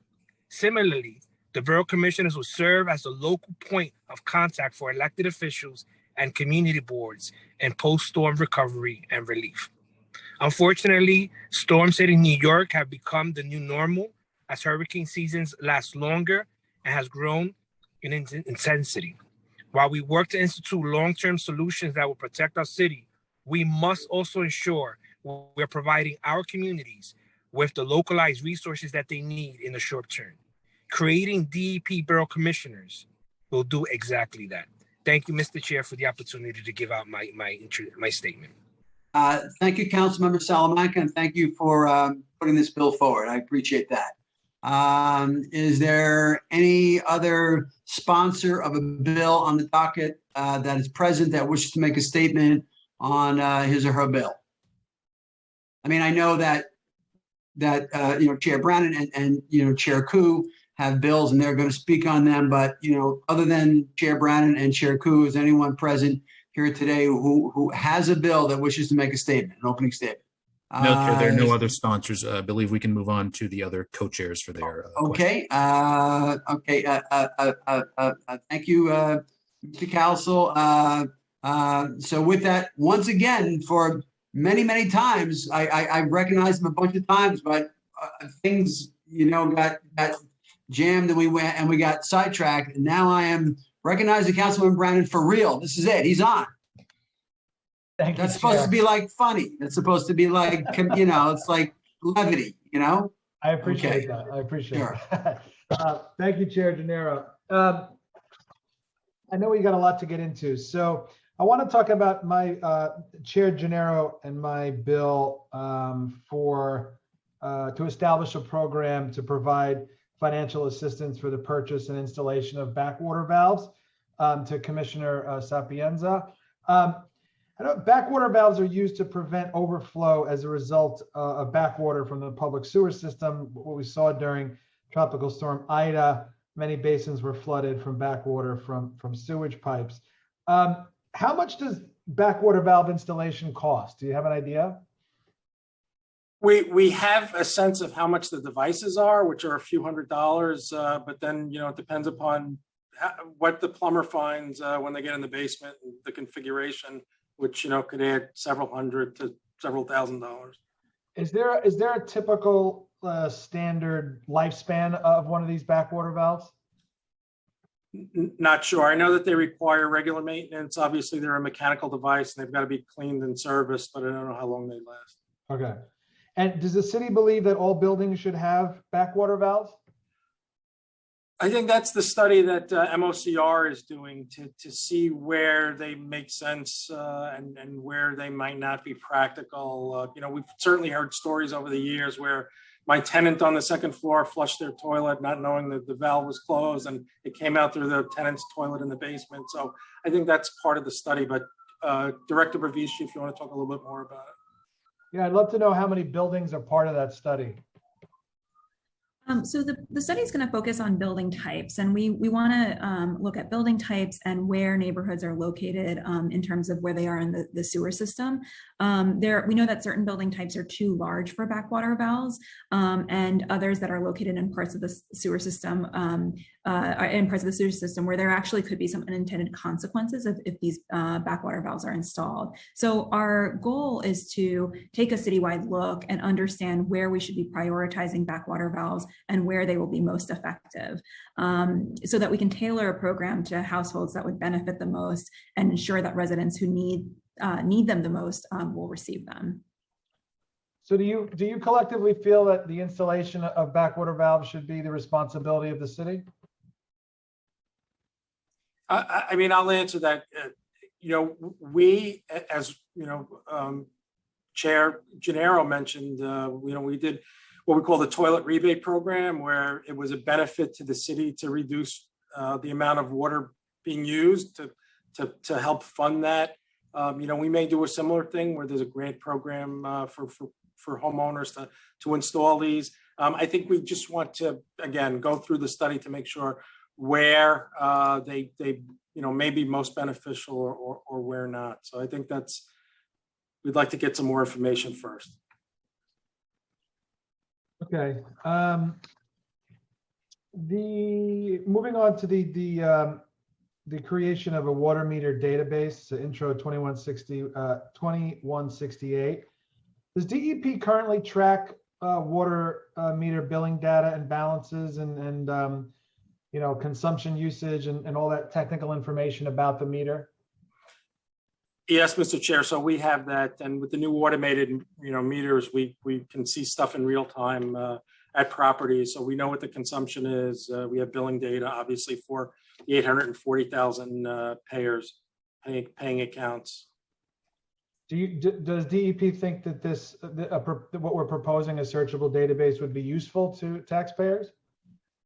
So I guess the issue that we have, Mr. Chair, is that property owners can see their own records, and they can actually delegate to a third party management company to look at that. Our concern was just having the records all every record available to anyone who wants to look. So you can see when the Sapienza household does their wash and when they're not home, and so that's the issue that we have. We have to have some controls on it, and that's what we want to work with you on that legislation. Okay. I don't know if Chair Gennaro asked about the. I know in 2015 the city partnered with Copenhagen to learn about techniques dealing with flooding from cloudbursts and extreme rain events. Can you discuss a little bit about what we learned during this partnership? And I know there was a pilot program in Southeast Queens. Could you talk a little bit about that? Yeah, Janie, do you want to start? And then Deputy Commissioner Licata is on as well, and she can talk about the actual project. Sure. Maybe just for the public, you could just explain what it is really quickly.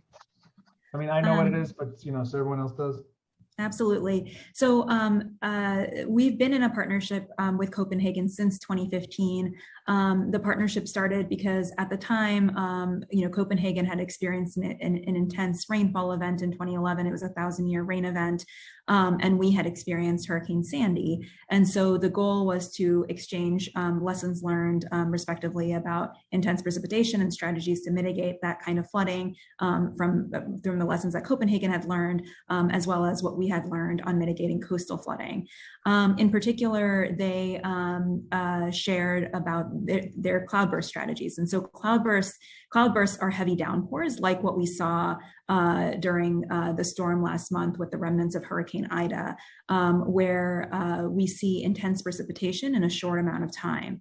And essentially the strategies that we can use to mitigate these cloudburst events involve using open spaces, streetscapes, recreational spaces, and transforming them into areas that can store excess stormwater and take pressure off the sewer system, or absorb stormwater if it is in fact a green space.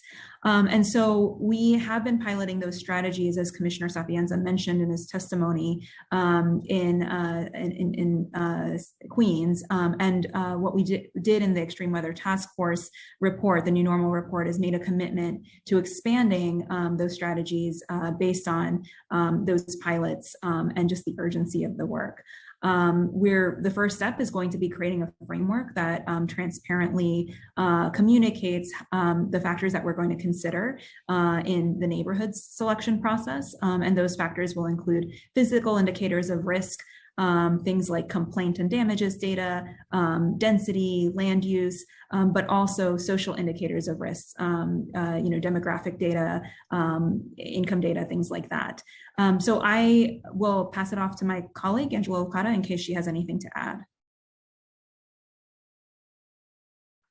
I'd love to know more specifically about Southeast Queens, the South Jamaica houses, and I know the second pilot project in St. Albans. Yeah, hello everyone. Thank you for the opportunity to testify. We are working very specifically. South Jamaica Houses has been one of our prototype locations, learning from the Danish. And in fact, I was on a trip there to Copenhagen to visually inspect their demonstration projects, and we were very quickly able to take some of those examples that we learned from them and to apply them here. So I'm happy to say that the project at South Jamaica Houses is designed, it's funded, it's really ready to to go. It's going to be a concept whereby we take a basketball court, so a playing surface, and an adjacent grassy area, and there will be a combination of reliance on infiltration and also storage. So that's really where the cloudburst concept comes in. We're going to be combining our green infrastructure techniques, which is to allow the water to infiltrate into the surface, but also to have excess capacity on the surface itself if that capacity is exceeded by an extraordinary storm event, whereby the playing surface will be have double duty as a storage facility. Thank you. Can someone tell me to date what the city has spent on green infrastructure? Yeah, we have committed over $1 billion to our green infrastructure program. And we had began that program in the combined sewer area as a water quality technique, but quickly learned that we were draining a lot of areas and able, through really good soil locations, to infiltrate that stormwater and to have that provide added capacity for the drainage system. So we stopped looking at our drainage as sewers alone. We started to look at them as a drainage system and to combine the green infrastructure practices with the typical and standard drainage sewers. So we really look at this not as a gray versus green opportunity, but really as an integrated plan. Okay, and the Cool Neighborhoods initiative, is that fully funded? Cool Neighborhoods, our heat resiliency strategy? Yes, it is. Okay. I think there's like 200 or 198 proposed green infrastructure projects that are either in design or the early planning stages. Are any of those projects located in communities of color? So all of the rain gardens, which are about 90% of our green infrastructure program right now, is on the right of way, just because that was the area that we could quickly access. And about 90% of that 90% are in environmental justice neighborhoods. And as we go forward, as Director Bavishi mentioned, that lens, looking at the social justice lens, is going to be one of the criteria for the desktop analysis before we even get into the field to determine what are the opportunities and what are the drainage necessities. Okay. I just have one or two more because I know there's a lot of folks who want to ask questions. Coastal flood protection measures, I know they don't always protect against stormwater flooding and flooding from rain events. So what is the city doing to ensure that such measures protect against both coastal flooding and flooding from heavy rain? Is there anything new being done to protect the functionality of CSO and the MS4 outflow pipes from sea level rise? Janie, you want to start? Well, I'll just say on coastal protection measures, every time we build a coastal protection measure, we also make sure to analyze the drainage system that would be behind the coastal protection measure and make any drainage improvements that are necessary so that we don't make any kind of ponding or stormwater flooding worse because we're building the coastal protection. So essentially, we don't want to create a bathtub. So that's always part of the analysis, and you know, we're making investments as part of the coastal protection measures that we are building to make those improvements. I'll pass it off to Vinny on the more specific questions about nothing to add. Yeah, I think you answered it, Janie, and like on the East Side Coastal Resiliency Project, the Staten Island Barrier, the Rockaway Barriers, you know, we've been working with the Army Corps and DEC and others to make sure that drainage is addressed. Regarding Local Law 48, 2015, it required DEP to conduct annual catch basin inspection. I know that law sunsetted in 2019. So how often are the catch basins inspected by DEP now? And I know a previous hearing we spoke a little bit about how the clogged catch basins are certainly a problem, but I think, not sort of the smoking gun that the average, me included, that the average sort of constituent might think. I mean, has DEP worked with sanitation to assess how reduced alternate side parking and related street sweeping has impacted the amount of materials in the catch basins? I'm just trying to get an idea of how often these are. I mean, as far as I'm concerned, I speak to Mario Bruno more than I speak to my wife some weeks. So you guys are fantastic. But it's a lot of being reactive, right? A constituent calls me and says, there's a catch basin full of trash. I'll call you, we'll get it cleaned out. That's not a problem. But what's being done proactively to clean out these catch basins? And I guess, and last thing is, why is that, even though I know it's an issue, but can you reiterate why you're sort of saying that it's not why we saw what we saw during Ida and Henri?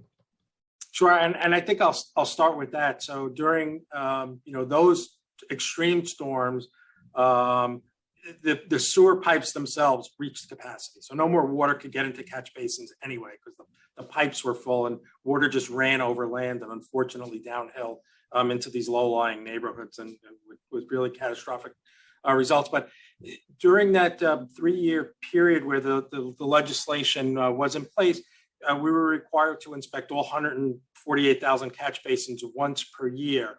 That was helpful in some ways, but not in others. And the reason it wasn't helpful in some respects is because there were catch basins, tens of thousands of them, in really residential neighborhoods that over and over again, we would go inspect them and they would be clean. There was no need for any work. And so it kind of tied up resources. What we'd like to do going forward, and this is in the mayor's new report, is get out to the commercial area catch basins more frequently, where there's a lot of stores, a lot of foot traffic, a lot of trash that gets on the streets. We think that probably is a better use of resources. But again, happy to work with the council and the public advocate to craft legislation. Okay. All right. I'm gonna give it back to Chair Gennaro so Chair Koo can ask some questions. I appreciate it, guys. Thank you. Thank you, Chair Brannon. And with that, I turn it over to, I recognize Chair Koo for a question. And also a statement on his bill as well. Because he's got a very big bill in here too. So Chair Koo, you're on. Thank you. Thank you, Chair Janelle.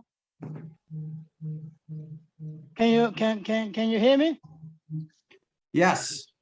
Oh, okay. Thank you, Chair Janelle. Yeah.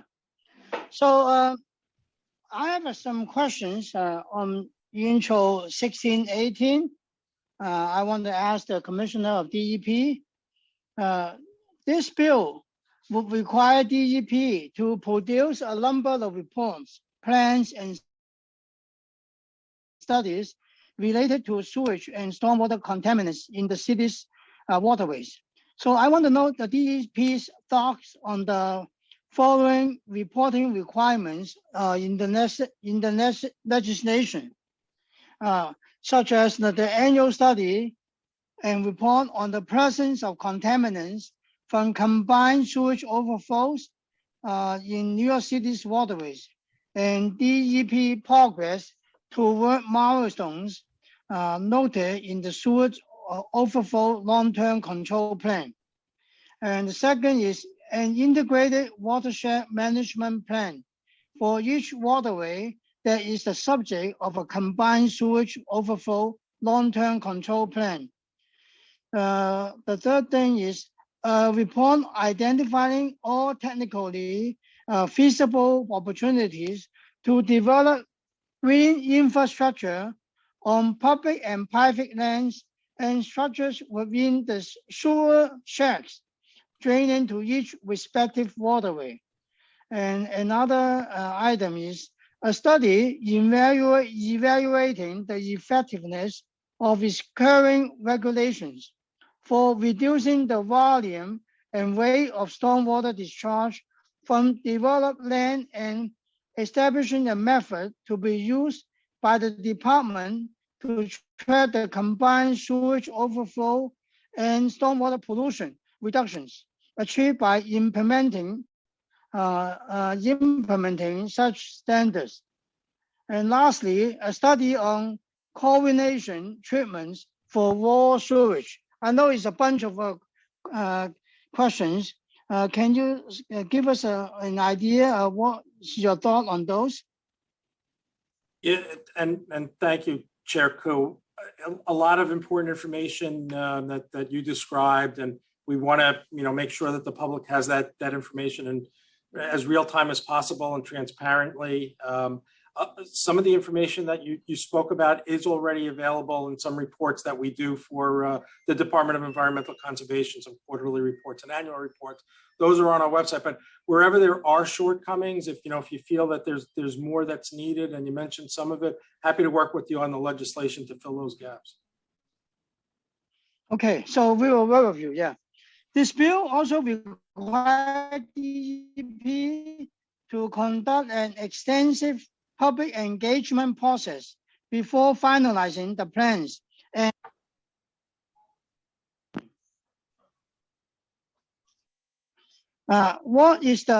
does DEP support the public engagement process as outlined in the bill? Again, Chair Koo, we do, and I think we've had some good public meetings over time. I'm going to give it to this one to Deputy Commissioner Licata, because she's been involved with a lot of the work with the communities and public hearings over the past and public meetings over the past several years. Angela? Sure. Yeah, we very much like to hear from the public. We very much welcome their input. We reach out quite often during the long-term control plans themselves. We would reach out to kick off a watershed. We would then reach back out to talk about alternatives. And then we even added at the end, a final meeting to talk about the selected alternative that would be sent to the state DEC for approval. We were also doing citywide annual meetings, and quite often we will reach out to our stakeholders on our green infrastructure program. So we're very proactive to let them know about changes and modifications that may be required. Of course, we could always do better, and we would be happy to hear your suggestions. And frankly, I would love if we could expand the stakeholder groups that we are meeting with on a regular basis, so that we could expand the concerns that we're hearing from our constituency. As we're talking about today, the climate pressures and the response to resiliency sometimes competes with the water quality improvements, and then hearing from those that are concerned about affordable rates. So trying to get everybody in a room and to manage expectations and to recognize each other's challenges, I think would be a wonderful idea. Thank you. Yeah, we are very happy to work with you for this legislation. So thank you for your good work, and thank you, Commissioner. My next few questions will be directed to the Parks Department. Parks Without Borders initiative. And what is the current funding level? Commissioner. Good afternoon, Chair Koo. Nice to see you again. Parks Without Border was an initiative developed under Commissioner Silver to create more welcome, accessible openings to parks, entrances to parks that connected better with the communities. There was $50 million allocated to the program initially. $40 million went into 8 specific projects in the boroughs that were chosen as a result of a nomination process that the public participated in a significant way. $10 million has been allocated to more general park design projects, park design and construction projects, to add those elements of openness, accessibility, and community connections to those projects as well. So while it was not specifically a green infrastructure driven program, it did capture resiliency, as we do in all of our designs, by addressing stormwater capture within the park and creating more permeable surfaces wherever we can.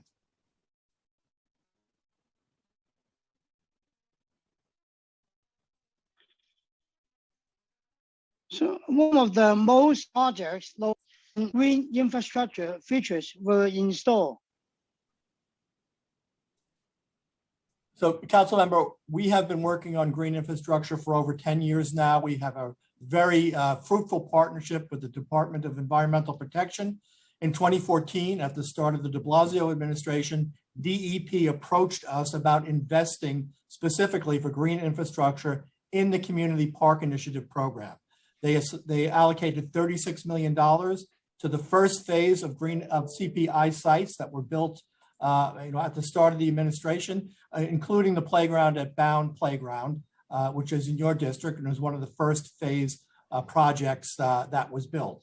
We incorporated green infrastructure that removes stormwater from the surrounding streets and were processed in the park using three basic elements: rain gardens, permeable pavement, and underground storage systems.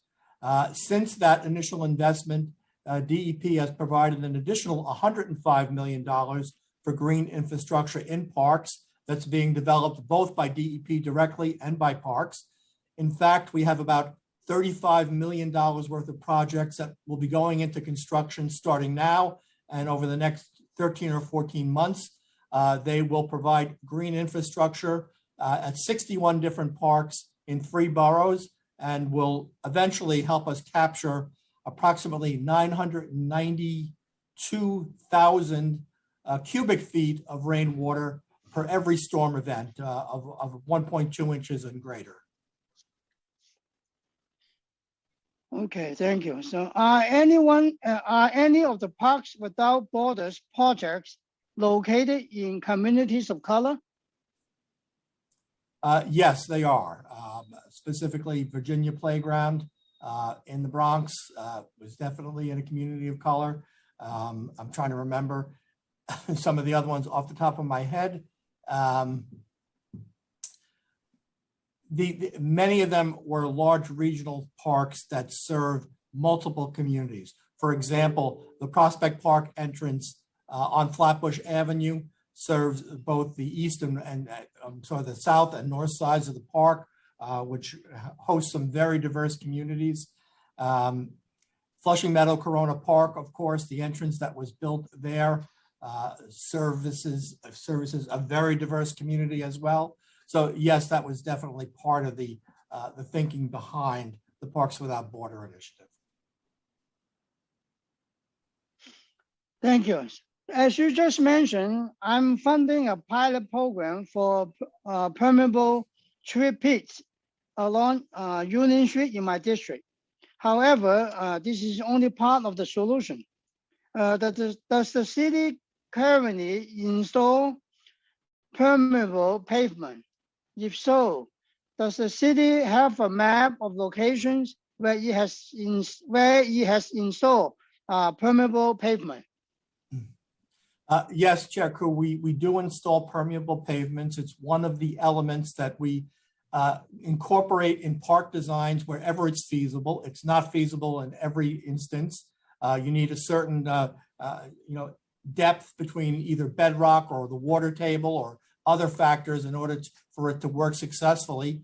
But it is an element that we use pretty consistently in parks, both to manage stormwater within the park, which is a requirement that Commissioner Sapienza referenced with the uniform stormwater rule. It's in a draft form right now, and also to manage stormwater for the green infrastructure program.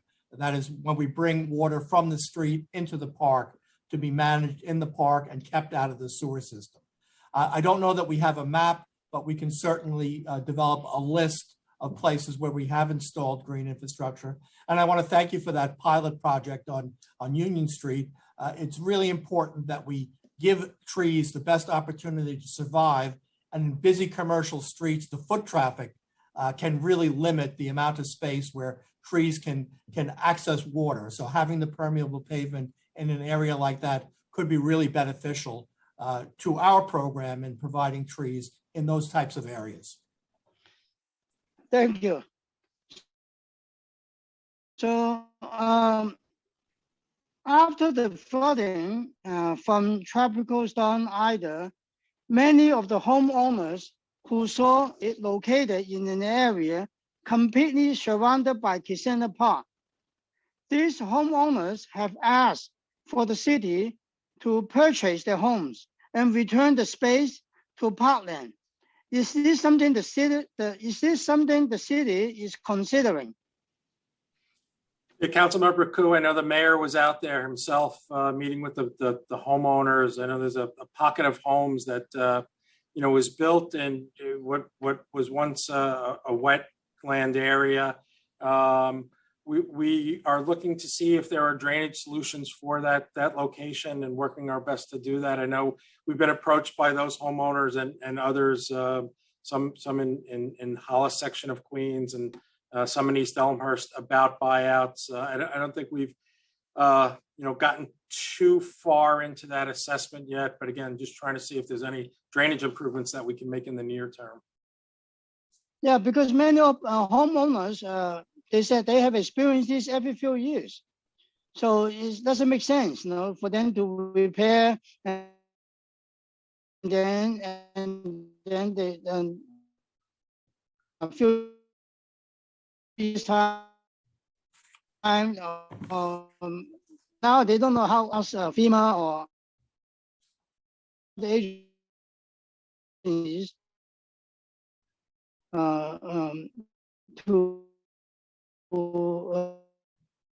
considering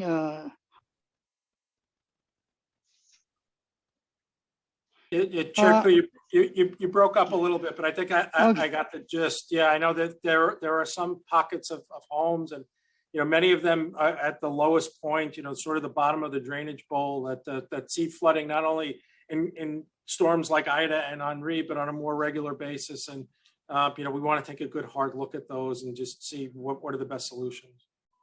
And I might also add that in parallel with the analysis that Commissioner Sapienza mentioned, we're also advocating for funding for voluntary buyouts from Congress.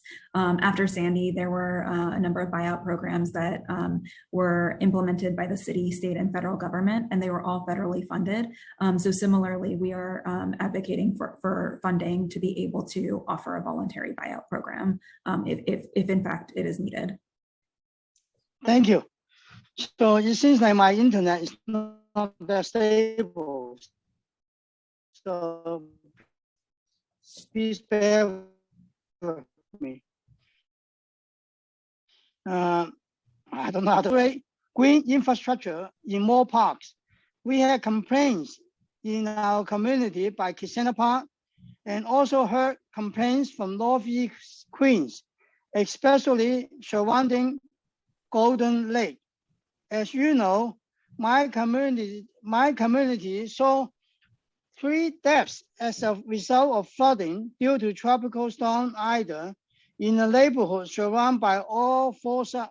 In a neighborhood surrounding on all 4 sides by Kisena Park. Other residents with homes adjacent parks also saw damage and severe funding.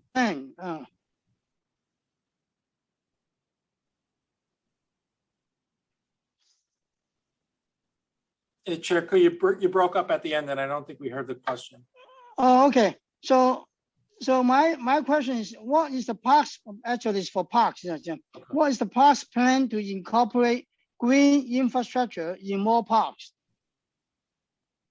Because of this severe damage suffered by homes surrounded by parks. So we had to do something in the parks to absorb all the water. Yes, Councilmember Koo, as I mentioned earlier, we have almost $100 million worth of green infrastructure projects funded by DEP. Many of them will be implemented by DEP in parks. 61 parks will be in construction over the next 12 to 14 months. We do have 4 projects, green infrastructure projects, for Casina Park included in that. However, I want to be clear, they were designed to handle sort of normal rain events and the typical flooding you see, not the extreme rainfall that we saw as part of Tropical Storm Ida, the remnants of that storm. I believe that DEP may be thinking about other possible solutions for places like Casina, and I would ask Commissioner Licata to perhaps speak about that a little bit. Thank you. Yeah. Surely. So the commissioner asked us to put together an interdisciplinary team to really look closely at the Casina problem, since you are so correct about the amount of devastating flooding that occurred there. So we are planning to work with our drainage group. We've already had preliminary discussions about where the drain comes from, the lake that's within the Casina corridor. We have had some conversations with some of the professors from Queens College, and we are going to be creating a list of potential strategies that we can use in that area, and we will be working together to bring to the both green and gray opportunities that exist there.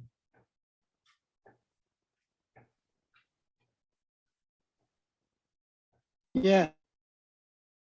Thank you. So it's over there, the last time they did major, so it was a long time ago. No.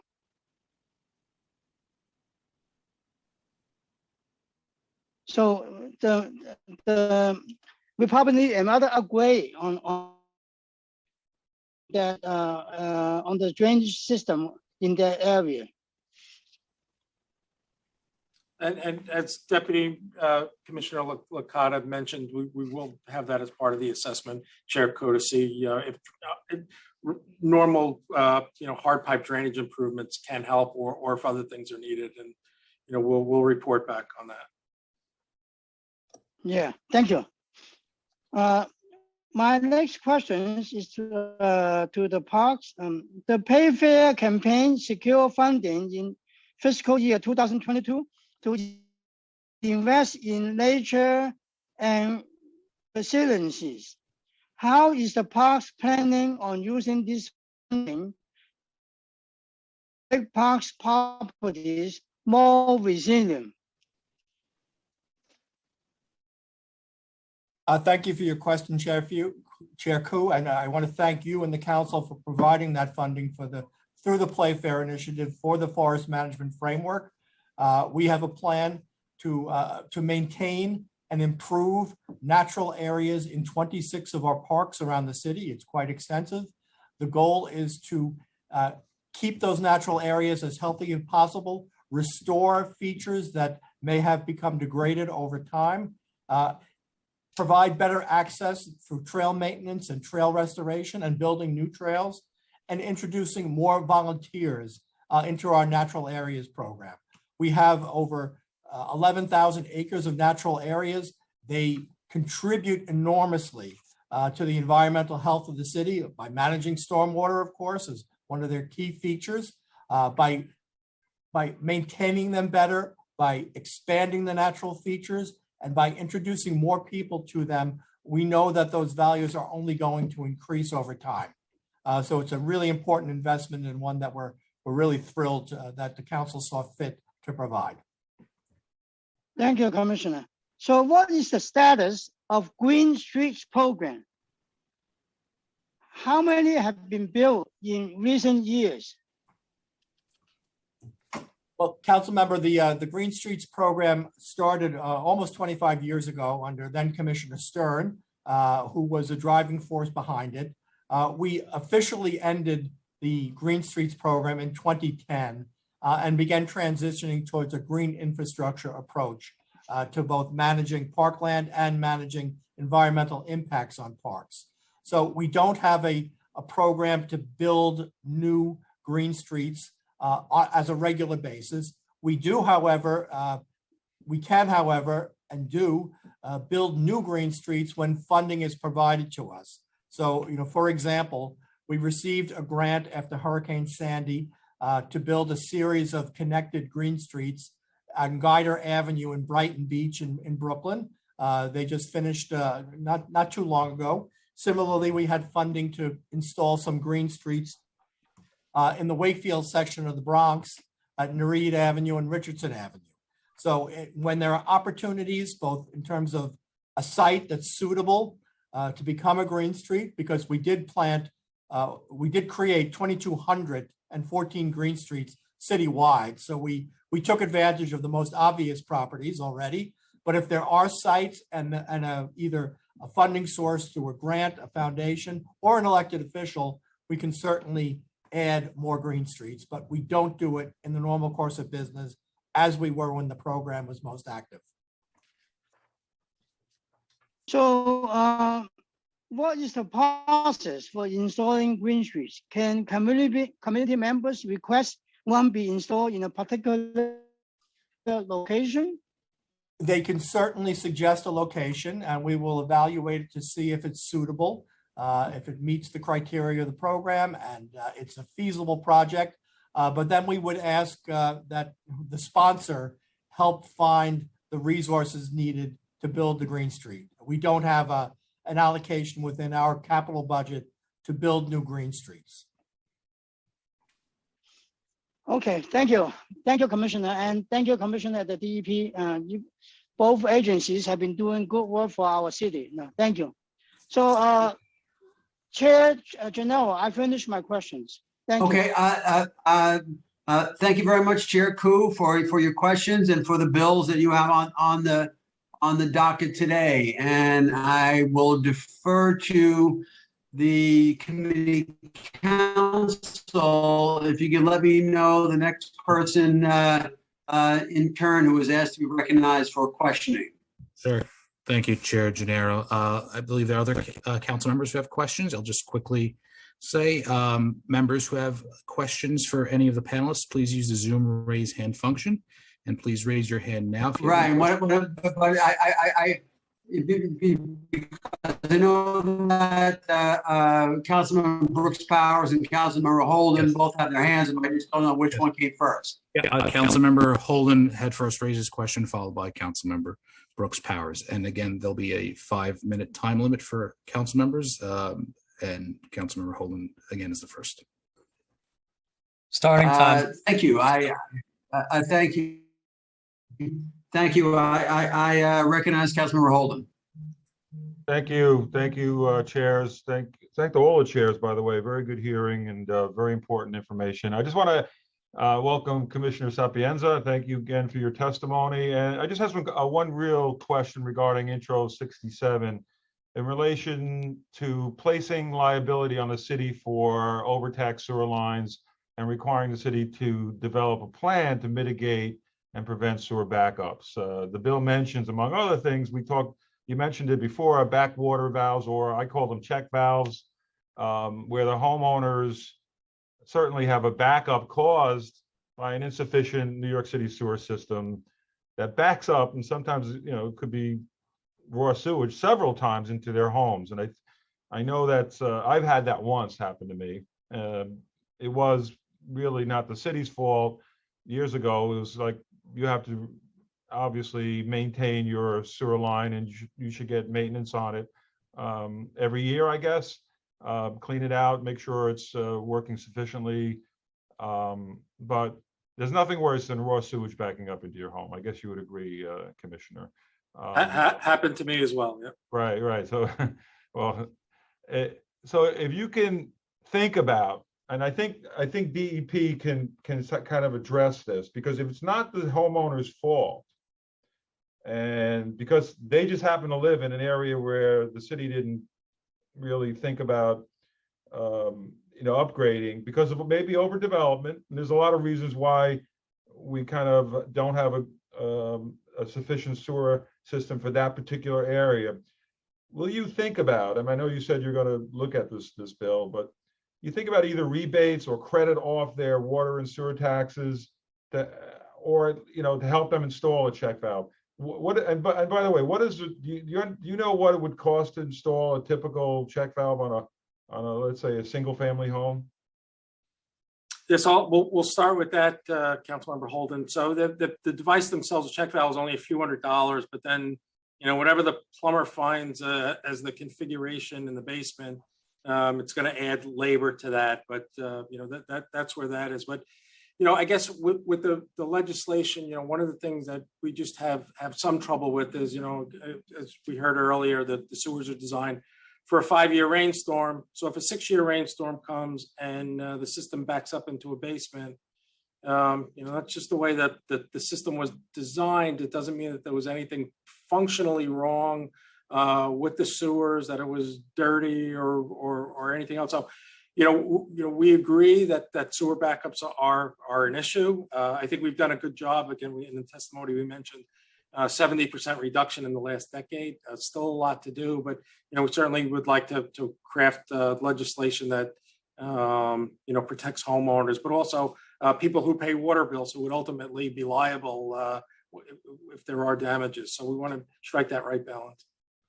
But if it's happened a number of times to individuals, because like I just, it's 1 in 5 years, obviously I don't know if the city will determine whether that could be feasible. But if it's happening regularly in certain areas of the city, then I think obviously the city should look at upgrading the sewer system long-term, and we know how long that could take. But certainly to counsel the homeowners, work with them, offer some plan for possible rebate of a check valve, because I mean, there's a few different check valves, I understand. There's ones that, that you could manually close the gate, right?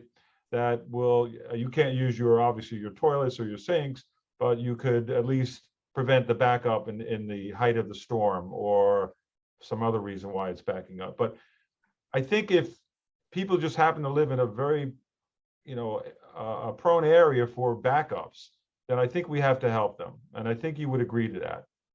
Because if I'm not saying, again, the 1 in 5 year thing, I'm talking about where they have regularly yearly backups from the city sewer system. No, we certainly understand the issue, council member, that you've raised. And, again, I think we've been focusing that. I talked about the 70% reduction in sewer backups in the last 10 years. We focused a lot on those recurring locations, blocks where we see every couple of years the issue, but there's certainly more to do. And again, happy to continue working with the council to find out what the best path. And just one last question. Didn't the city partner with insurance companies, or they kind of said, if you have pipe. Time expired. When you have pipe, can I finish, Chair? Yes, I will let Councilmember Holden finish his question. Yeah, one last question. Where the city partnered with insurance companies and they said, if you want a pipe insurance or this insurance, couldn't we do something where we partnered with some, an organization that could install these for a discounted price and work on that option possibly for homeowners who need that, because we are paying water and sewer. And if a sewer is not working, something needs to happen here, and then really on the city's part. No, that's a suggestion we could certainly look at. And yes, we have partnered with a company, American Water Resources, that you can purchase insurance for both your sewer line and your water service. But no, it's a good suggestion, and we'll follow up on that. All right, thank you, Commissioner. Thank you, Chair. Thank you, Commissioner, and thank you, Councilmember Holden, for that interesting tack that we may be able to employ to get this bill done. I certainly appreciate it. And thank you very much for being patient and giving us the benefit of your good questions. And with that, I recognize Councilmember Brooks Powers. Starting time. Thank you so much, Chair Gennaro, for the opportunity. Good afternoon, everyone. Glad to be here. Thank you again, Chair Gennaro, Chair Koo, and Chair Brannon for convening this hearing. We have urgent concerns for our safety of our communities.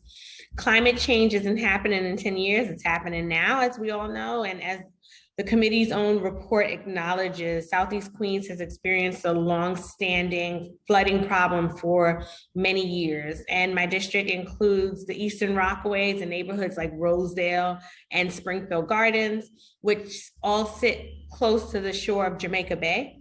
And these areas submit more flooding and sewage backup reports than any other area in the city. In fact, I spoke to a constituent just yesterday with Commissioner Sapienza with me in the district, who I thank for coming out to the 31st district to meet with my constituents, where she shared that as she was preparing to give birth, her doctor told her if she went into labor, it would be a search and rescue mission to get her out in the event that there was rain, because the waters reached so high in that residential area. I wanted to just give that example, just to kind of give a picture to folks in terms of when we say we have flooding concerns. In that light, I'd like to ask the administration a few questions. There are projects in my district and other areas that are most threatened by flooding that will not start for 3 years. And even once it starts, it'll take about 3 years to complete. So in essence, we'll be waiting at least 6 years for the benefits of these projects to come to our communities. Can the city commit to moving up the timeline for these projects? DEP and the Office of Climate Resiliency ran a 2016 pilot in Southeast Queens, examining how the new green infrastructure could handle extreme rainfall and cloudburst conditions. I know that Director Bavishi at the Office of Climate Resiliency expressed enthusiasm for expanding this program at last month's joint hearing with Transportation, Environment, and Resiliency. What were the results of this pilot? And does the city have plans to expand the program in the near future? And I yield for the response to those questions. Thank you so much. Councilwoman, I'll start and then we'll turn it over to MOCR. But yeah, I mean, you and I have done walking tours a few times now, and certainly picture paints more than 1,000 words. A lot of sad situations. We spoke about the mayor's commitment to building storm sewers in Southeast Queens and helping out parts of Rockaway as well. That work is underway. We all wish it could go faster, but the areas that you pointed out to us that are really, more than just, people walking with their ankles in water, where it's life and safety issues, we will work with the Department of Design and Construction to see if we can expedite some of those projects, because it's clear, particularly the one area we were in Minton Street yesterday where it gets very bad. So, we will try to expedite that. I'll turn it over now to Director Bavishi. Thanks, Council Member, for the questions. Yes, we have been implementing the pilot in Jamaica Houses in St. Albans. The pilot is moving along. We're moving into construction quite soon. And in the new normal report that the mayor released last month, we made a commitment to expand cloudburst initiatives citywide. Our first step is to create a framework to determine where we'll implement these cloudburst initiatives. We want to make sure that we're taking into account physical indicators of risk as well as social indicators of risk, so that we're implementing in an equitable and transparent way. And we will be investing in 4 projects immediately. That funding will appear in the capital budget that will come out very soon. And we'll be seeking state and federal funding to implement more beyond those first 4. Thank you both for your responses and your partnership on this very important issue.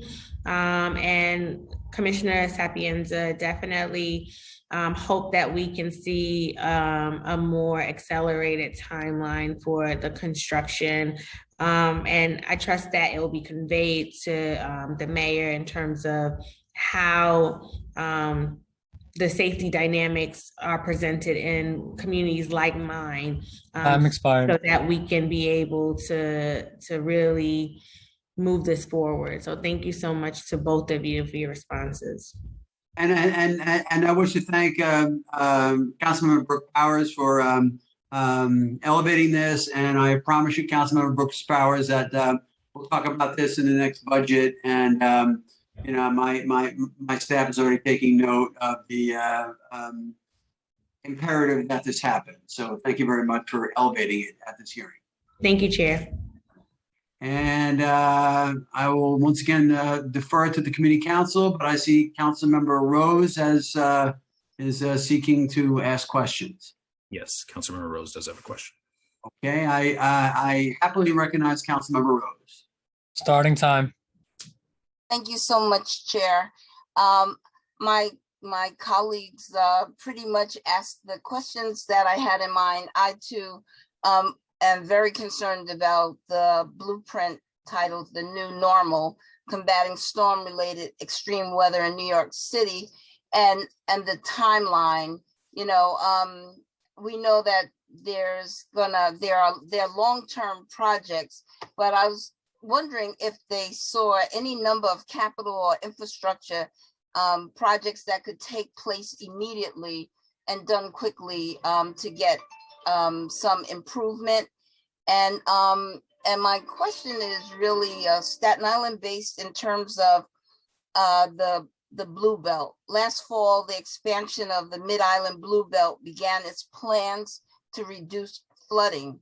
I'd like to know how many of these projects have been completed so far and how many more remain undone from this expansion.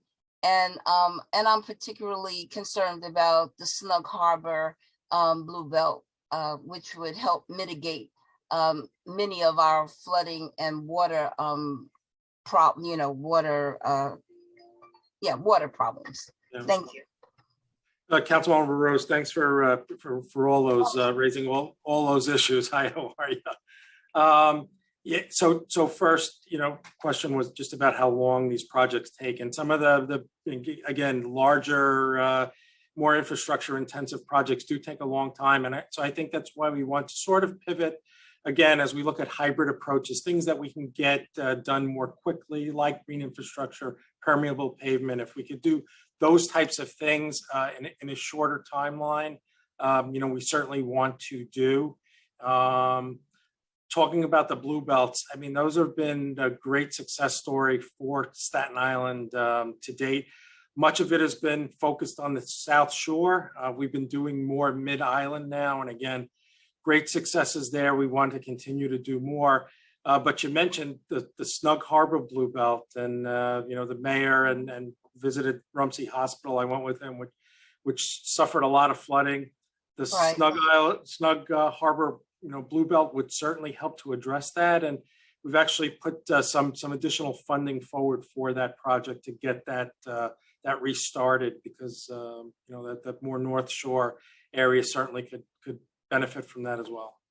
Thank you, Commissioner. Do we have a time frame for that? Is it in this fiscal year? Unfortunately, it's not. Again, the money was allocated. You will see it, I guess, tomorrow when the new capital plan comes out. But I think it's a few years out still, and some of the design still needs to be done. That was why I started my question with some long-term and short-term. This to me seems to be a good fix, a fix that would address many of the major issues of flooding, especially on the North Shore. I don't quite understand why we're not putting the capital funds in, immediately, since we see that we don't have time. We really don't have time. The last occurrence wasn't an anomaly anymore. It's going to be like almost our new normal. So I really would like to sit down and talk to the administration about how we sort of put this on speed dial, because this was a project that had been green lighted.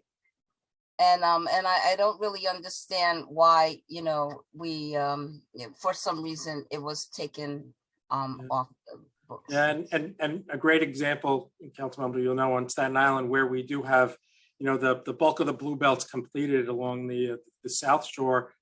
They did pretty well during Ida compared to, more of the North Shore that got hit really hard. And, we want to, again, get this project moving. Okay, I just want to make it a priority because, the North Shore hasn't been a priority in terms of these resiliency projects, of storm surge. It's almost as if we haven't suffered some of the same incidents at even the same level sometimes as, Mid-Island and South Shore. So I want to see it. I would like to see these projects become a priority. Thank you. Councilmember Rose, just to kind of put my 2 cents in here, we could always pursue the nuclear option of a, budget modification. That really would be the nuclear option, but if that's something, you want to pursue with the council leadership, that may be a door you could open, Thank you so much, Chair Gennaro. And I will, I'll have an offline conversation with you and the leadership. Thank you so much. Thank you, Councilmember Rose. Thank you. Thank you, Councilmember Rose.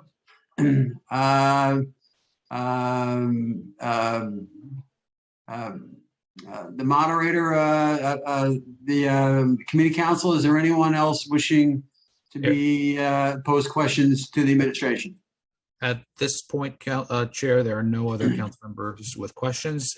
We may go back to you co-chairs, or at this point, we can also turn to public testimony. Yeah, let me just see if Chair Brannan or Chair Koo have any further questions for the administration. Is that the case? If not, we can. I have no more questions.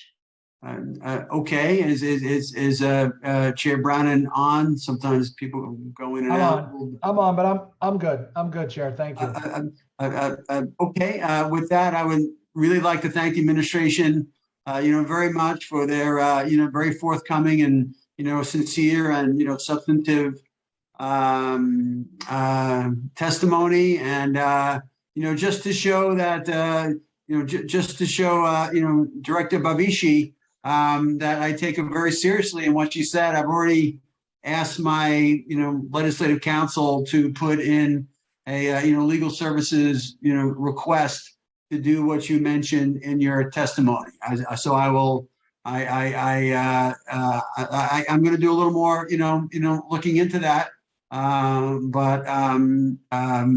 We are already drafting, legal services requests to create what you mentioned, in terms of the fully funded mayor's office of climate resiliency, if that is in need, if that isn't indeed needed. So thank you for bringing that forward. I do appreciate that. With everyone else, administration, I just want to thank everyone who is here on behalf of the administration. And but someone will be staying behind in order to be on the, presumably someone from the mayor's office will continue to monitor this hearing and hear all of the good testimony from the public. If that person from the mayor's office can identify herself or himself as to who will be staying on to listen to the good testimony from the public, do we have that person?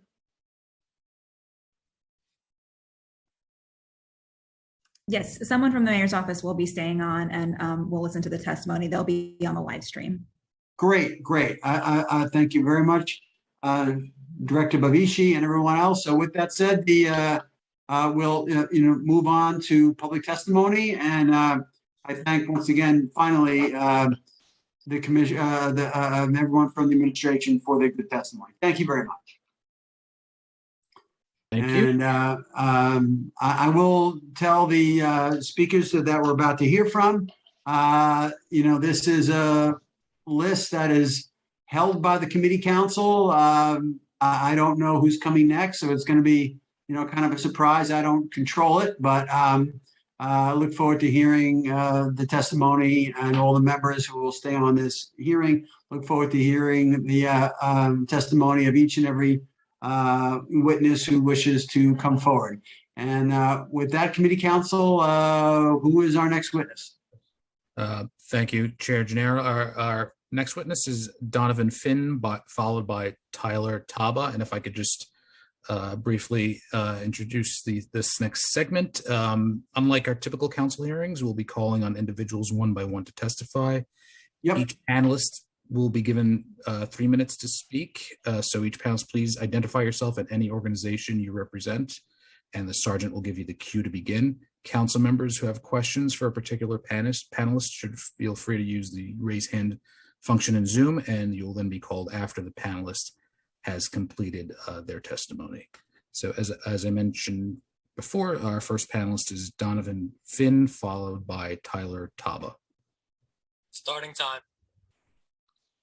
Hello, thank you. My name is Donovan Finn. I'm an assistant professor of environmental design, policy, and planning in the School of Marine and Atmospheric Sciences at Stony Brook University, and I'm a proud resident of Jackson Heights, Queens. I study societal risk from climate change, and I analyze how cities are adapting to the changes. So let me first applaud the council and all the city agencies for their resiliency efforts, which I can say with certainty are both progressive and enormously important right now.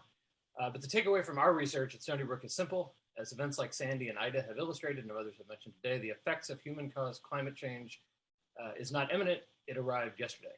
And only aggressive action is going to protect us from this grim future of our own making. Stormwater flooding, topic of today, is a textbook example. The most sophisticated climate science, like that done by my colleagues at Stony Brook, tells us that our future will be wetter and our weather more extreme. But we can't build resilience with just concrete and pipes. We must remake our urban system and remake our concrete jungle as a green sponge that absorbs stormwater, harnesses natural systems as a way to solve intertwined environmental, economic, and social equity challenges. And this is going to require, I think, rethinking our entire system of planning and governance, from parks to transportation, education, economic development, and environmental justice.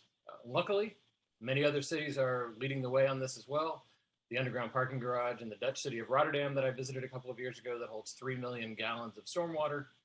The 3 new resiliency parks across the river in Hoboken that have turned 3 toxic brownfields into recreational space, as well as 2 million gallons of storage space. But the effective solutions have to be locally tailored. Here in New York, I think our most abundant resources are 6,000 miles of streets that comprise 27% of our land area. So rethinking those streets as the kidneys of the city would sequester stormwater, make walking and bicycling safer, and improve public health, mental health, and social equity. The connected benefits are endless, but despite all of the efforts the city is already doing in this area, my key message is that we cannot let a single opportunity pass by. With every dime the city spends on any capital project, starting today, resilience really has to be the first concern. Every single missed opportunity will haunt us in the decades to come. In closing, I would also mention that these are the kind of transformative environmental, economic, and social solutions that the city and universities like Stony Brook are envisioning for a new Center for Climate Solutions on Governor's Island. Leveraging the city's expertise and workforce can help us develop and implement such solutions throughout this region and globally, and become a global leader for climate solutions. Yes, these challenges are daunting, but effective solutions, while expensive and sometimes politically volatile, are critically important. The council and agencies have made laudable progress, but we must continue to use the best science and policies to accelerate these efforts. Thank you for your time and attention to this important topic. Thank you very much. And we'll turn to Chair Gennaro, who has a question or comment. Thank you, Professor Finn. As you well know, I'm very familiar with the good folks of the School of Marine and Atmospheric Sciences. You may or may not know that Stony Brook is my undergraduate and graduate alma mater. I have my legislative director, Nabi Kaur, who is watching this, broadcast. We would like to offline have a conversation, with you to get the benefit of, your brainwaves on this very critical issue.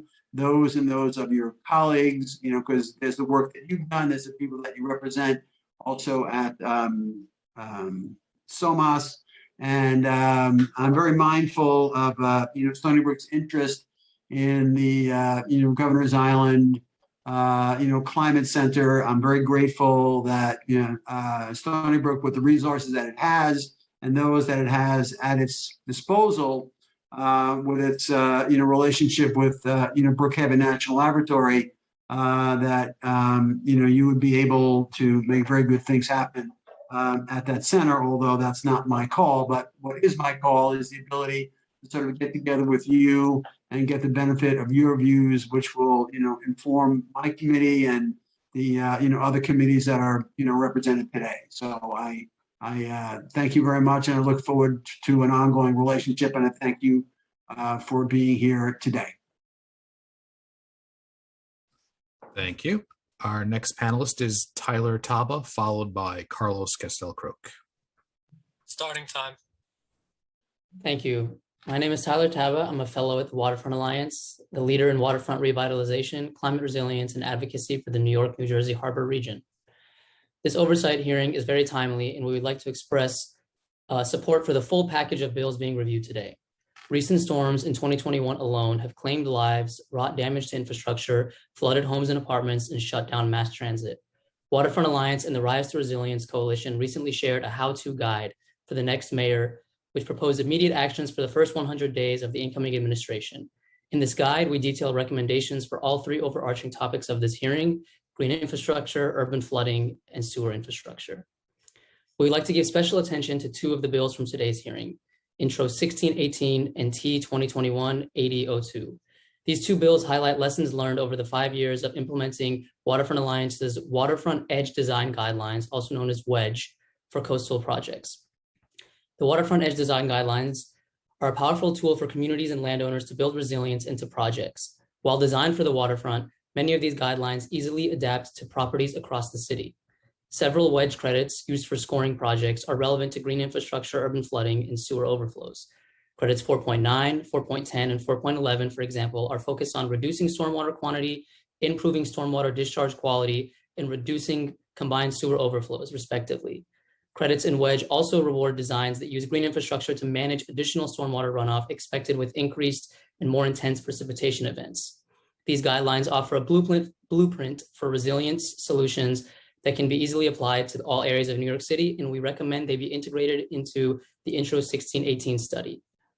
We also support T 2021-8002. It is imperative for homeowners to be equipped with tools that assist with retrofits. Financial assistance for backwater valves is an excellent start. We would like to emphasize the need to properly fund and support widespread communications regarding this bill. The financial assistance for purchase and installation of backwater valves should be communicated extensively so that individuals are able to take advantage of such incentives. The vulnerability in our city's infrastructure has been on full display over the past several years. The development of policies like the ones we're hearing about today are a testament to the actions we must take to protect our residents and our infrastructure. We're grateful for the council for continuing to act on climate change and resilience, and it's time to put these values, into policies. Thank you very much. Thank you very much. And Chair Gennaro. Okay. Oh, I think you're muted. Am I? You're good now, Chair. I can hear you now. Okay, yeah. I just want to, it says I'm muted again. Am I muted again? No, you're good. I can hear you. Okay, great. I just want to thank Tyler very much. I go back with the Waterfront Alliance a long time, back to the Roland Lewis days, and worked on, many collaborations with him, with regard to the Jamaica Bay watershed management plan, and everything we did to transfer wetlands which were owned by other city agencies to permanent protection by the Parks Department. And so, long history with the Waterfront Alliance, and I'm very grateful that you were patient enough to give us the benefit of your views, which will not be lost on the three committees listening to them. So thank you very much. Thank you, Chair Gennaro. You bet. Thank you. Our next speaker is Carlos Castel-Croce, followed by Michael Dulong. Starting time. Good afternoon. My name is Carlos Castel-Croak, and I'm the Associate for New York City Programs at the New York League of Conservation Voters. I'd like to thank Chairs Gianaro, Koo, and Brannon for the opportunity to testify today. In the wake of Hurricane Ida and other recent storms, New Yorkers have once again had to confront the extreme weather that climate change will continue to bring. One resiliency issue that is heavily affected by these storms is that of combined sewage overflows, or CSOs. New York City's old and outdated sewage system can be overwhelmed by just 1/10 of an inch of rain over 1 hour, resulting in sewage and dirty stormwater runoff being dumped into our local waterways. These CSOs dumped 27 billion gallons of raw sewage and polluted water into the New York Harbor each year. Thankfully, the city acknowledges the issue of CSOs. The DEP implemented the Green Infrastructure Program to directly target this issue in accordance with consent orders with the state. However, even when the plan is completed in 2030, it will not sufficiently prevent CSOs. To protect our city and our waterways from increasing amounts of stormwater runoff and flooding, we need to work across multiple agencies, not just DEP, to build our robust system of resilient green and gray infrastructure. One way we can do this is by completely reimagining our streetscape.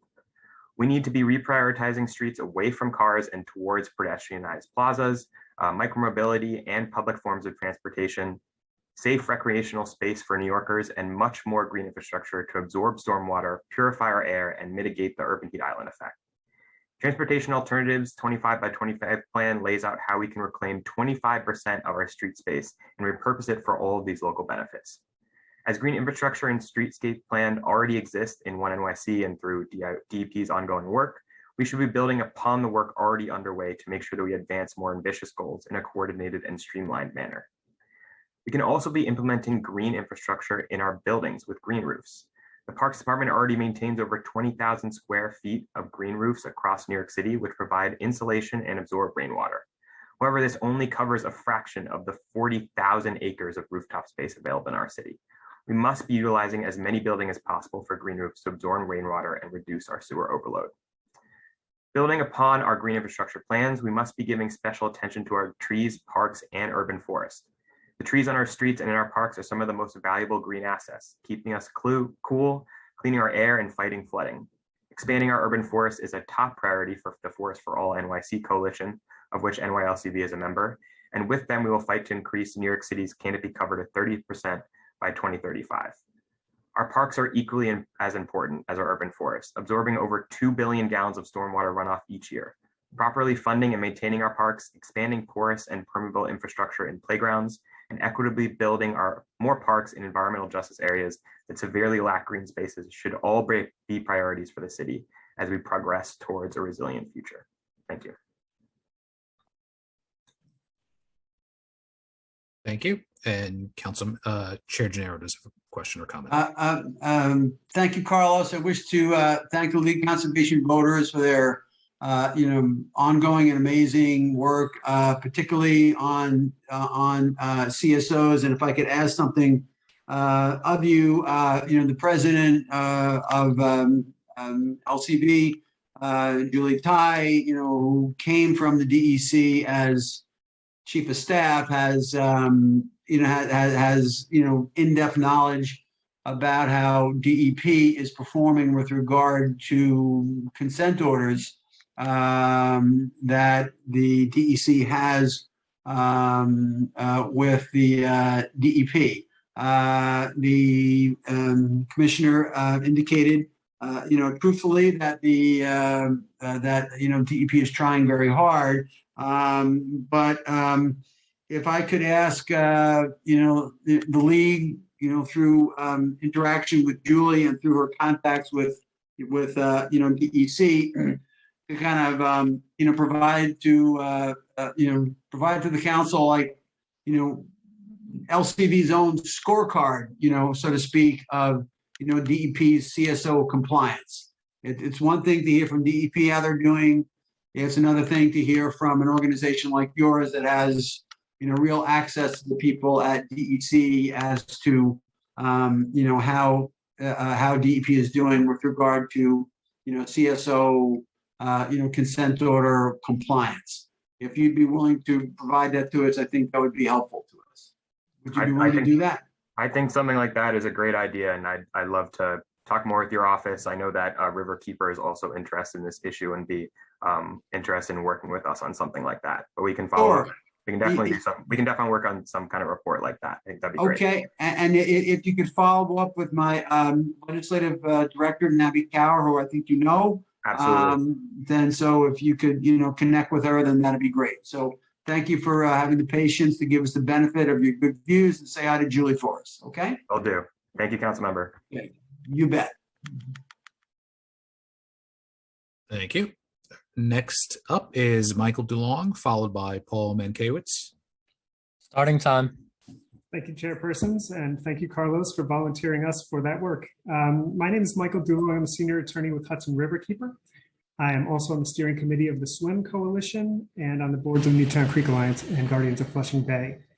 I'll get right to it. Planning for climate change is paramount. Thank you for passing Intro 1620 to require a climate adaptation plan. These types of plans and studies, and the studies that are issued today, are important for the city. And case in point, the stormwater resiliency plan and mapping that was required by this council in 2018 would have been useful to have a long time before that, because it showed places in Ida that flooded, places in Ida are places where people tragically passed away. And with that information, the city council can act to prevent things like that. So the city should never be caught off guard. Now, the city's sewer system has a number of capacity issues. One of them is combined sewer overflows. When it rains as little as 1/10 of an inch. We see polluted stormwater and sanitary sewage overflow into the city's waterways. The city's plans to address this, the long-term control plans, I would give the plans themselves an F. First of all, they do not account for climate change. And I'll say that again, the city's plans for sewage and storm sewer overflows do not account for climate change. And I want to highlight two studies that would be required under 1618 that would go a long way to addressing this. When Chairperson Koo asked the Commissioner Sapienza, what he thought about these strategies, I think his answer was to say that some of the information would be incorporated into things that DEP already reports. That is true, but that leaves out the benefit of this council having that information compiled for studies that are readable by the public and by the council. It also leaves out information, important information, such as studies that don't exist, that the city has not produced for the state, such as the integrated watershed management planning, whereas the CSOs look at, or the LTCPs look at CSO only, the city's combined sewer overflow.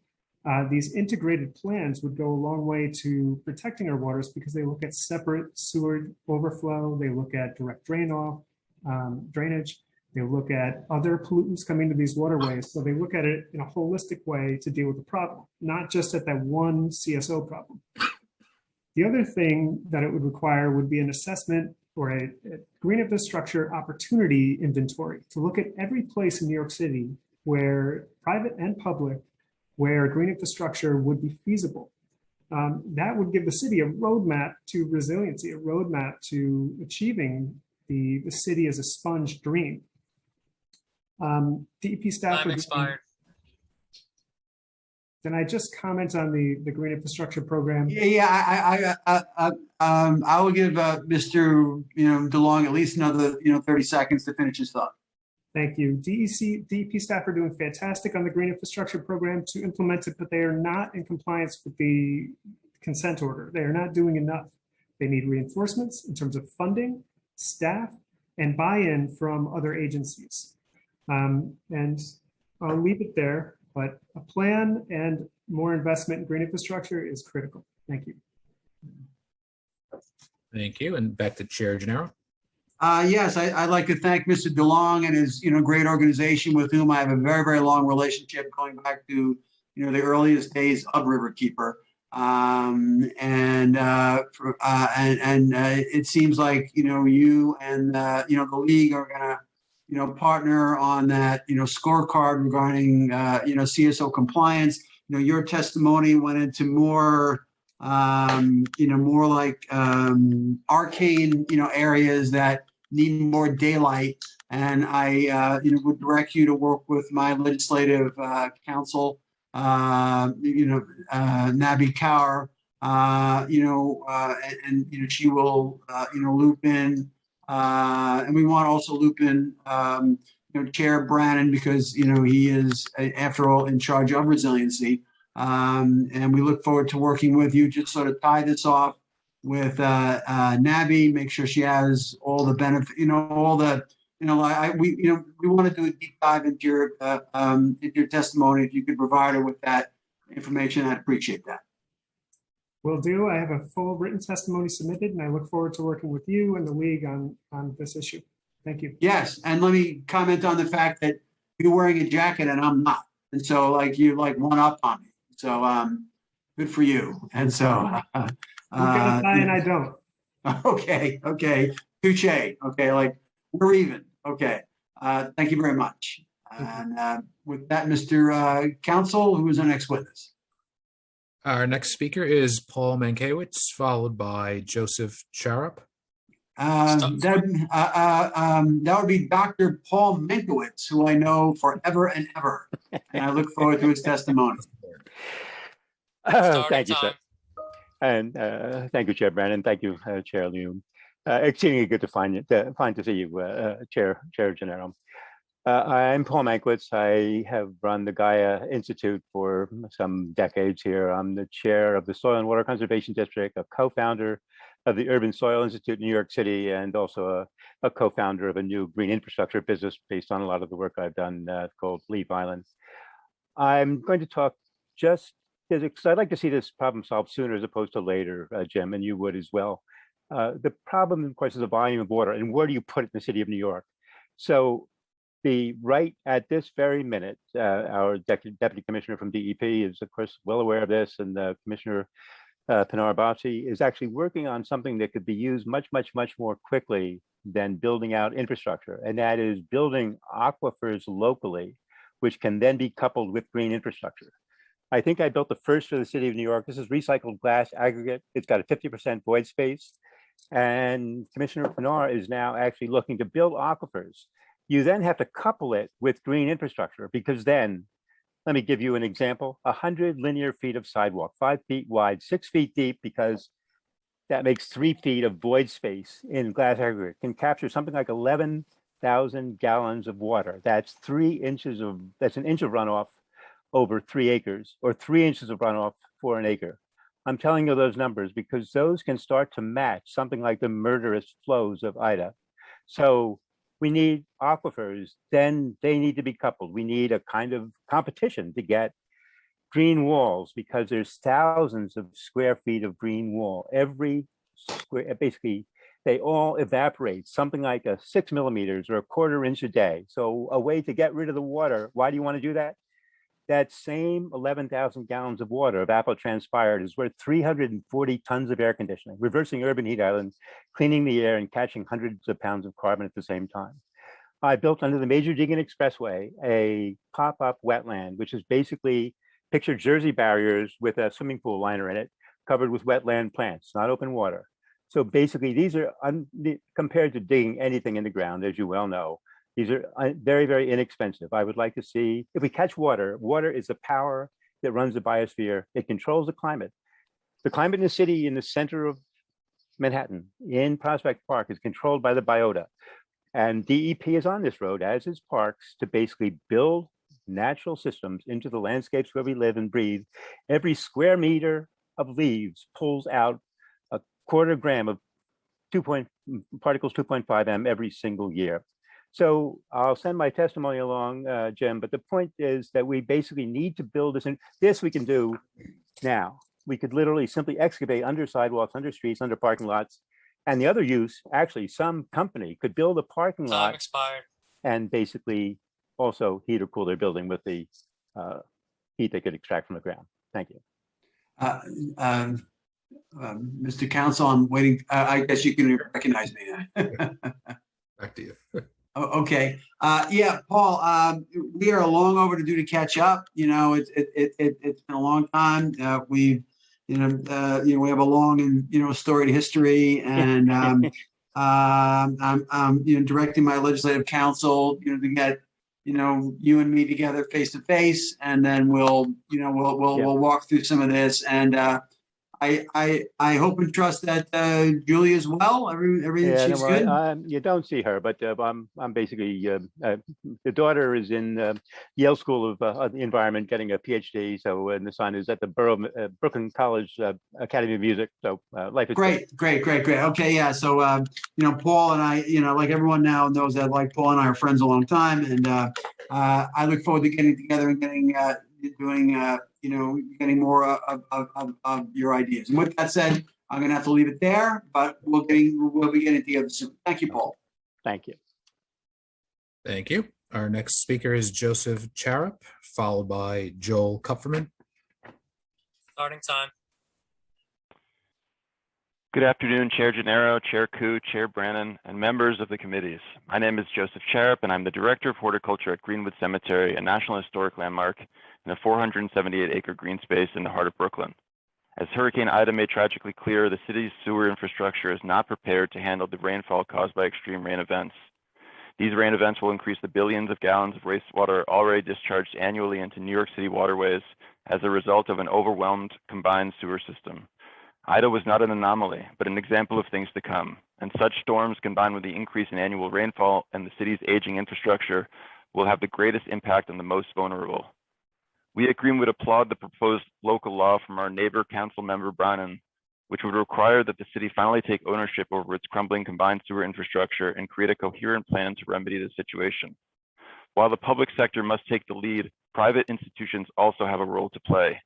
We believe that as the largest contiguous private landowner in New York City, we have the responsibility to leverage our landscape to lessen the impacts of climate change on our surrounding South Brooklyn community. I'd like to briefly share a stormwater project to which we have applied for funding with the New York State's Green Innovation Grant Program that aligns with the goals of Councilmember Brennan's proposed law.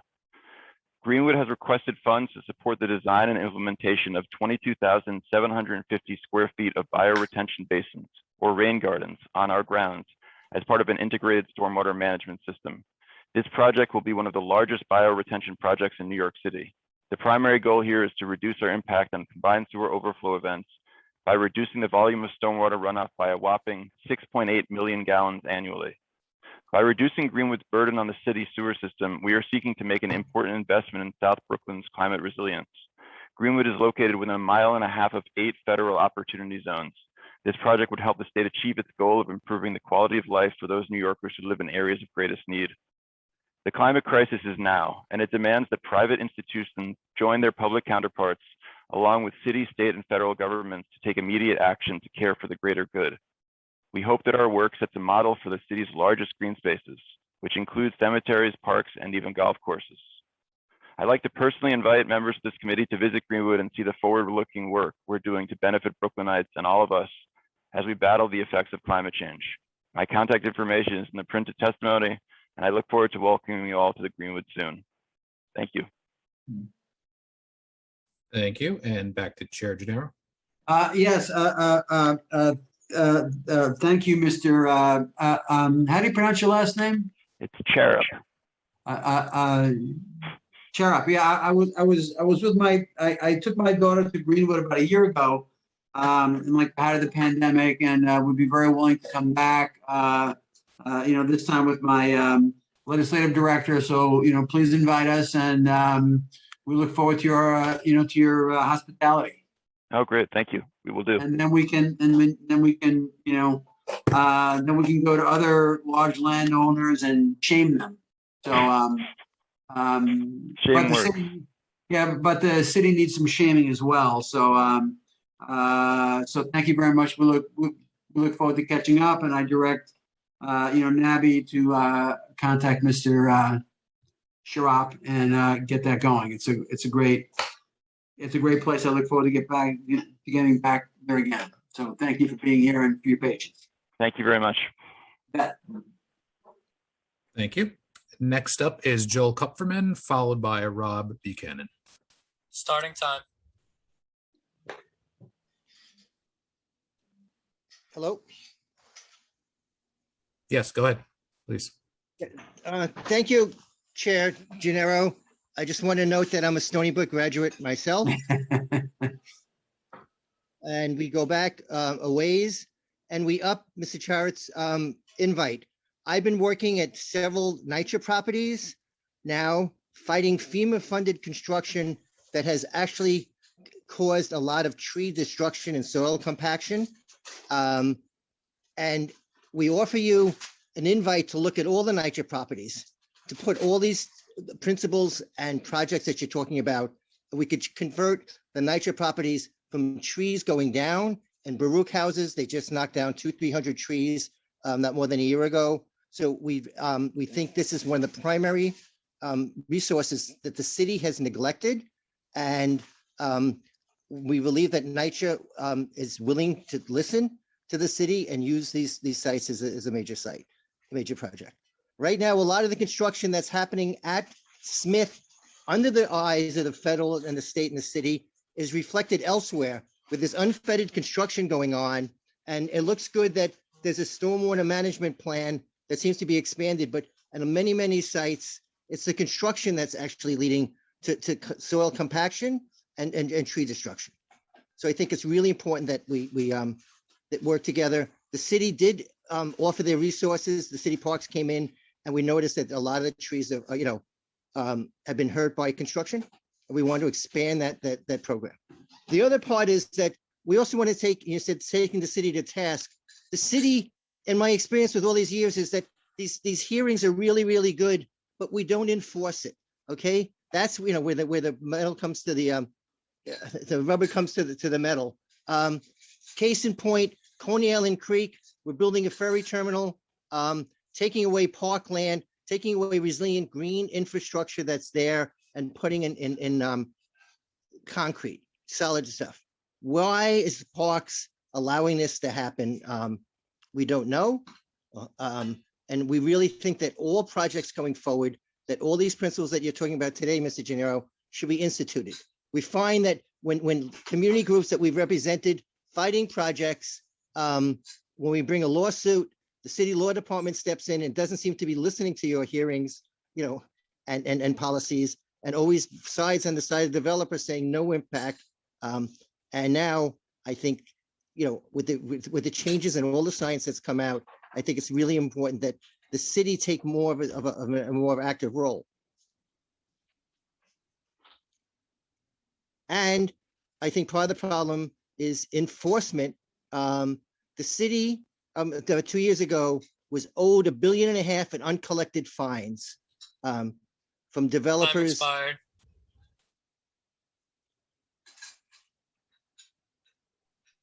Entertain any questions. Back to Chair Gennaro. Yeah, Joel. Yeah, we do go back a long way, and I'm the chair of this committee. I'm not the chair of resiliency. I'm not the chair of parks. I'm not the chair of economic development. I'm not the chair of the buildings committee. So the city has to do a lot of things. It has to build. I get it. We got to build smart. We got to build green. But development has to proceed. But also we have to do it smarter, and we have to take, other opportunities that we can, like you say, in parks and with NYCHA, make sure they do that.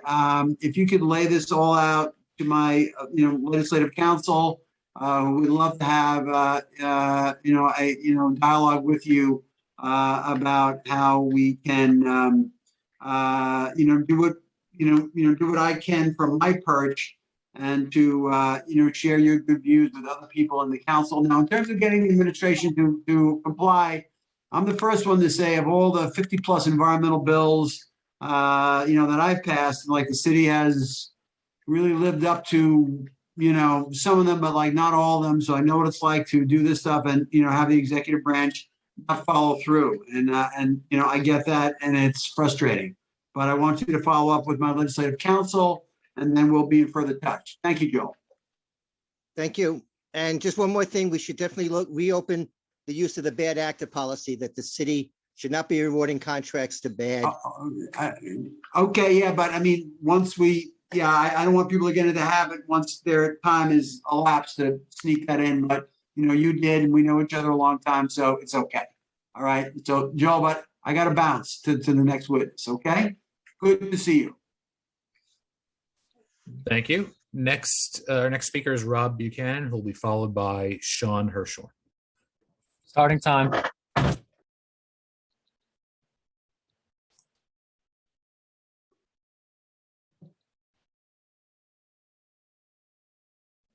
Is Mr. Buchanan on? Can you hear us? It's on previously. It looks like Mr. Buchanan has left the Zoom, so we'll proceed on to Sean Hirschhorn, who will be followed by Jonathan Mantel. Starting time. Good afternoon. Thank you all. And thank you, Mr. Chairman, for allowing me the opportunity. I want to talk about the access to information, I would call it, through the DEP site. I work as a plumber for Goldner Plumbing in the Bronx, servicing 5 boroughs, and we rely on this information to fill out permits, to access data that allows us to service our clients to the best of our abilities, which means timeliness, which means quality, and altering this gives us tremendous difficulty blocking this information from filling out permits, from accessing the information needed as to missing meters, as to what meters for what site, as to sizing, as to where it's supposed to be, as well as meter numbers that are oftentimes older, rusted over with debris, and cannot be read. It is therefore that I request that access be granted, and if it even perhaps opening more access to be able for plumbers to see it online in real time, similar to how property managers can access information or owners on the DEP accesses. That's my piece. Thank you. Thank you. I was wondering if you're testifying in favor of Bill 2168. Is that what you're sort of getting at here? The whole because we have a bill on the docket that talks about people getting access to DEP information. So it'd be fair to say that it's fair to say that you're testifying in favor of 2168, right?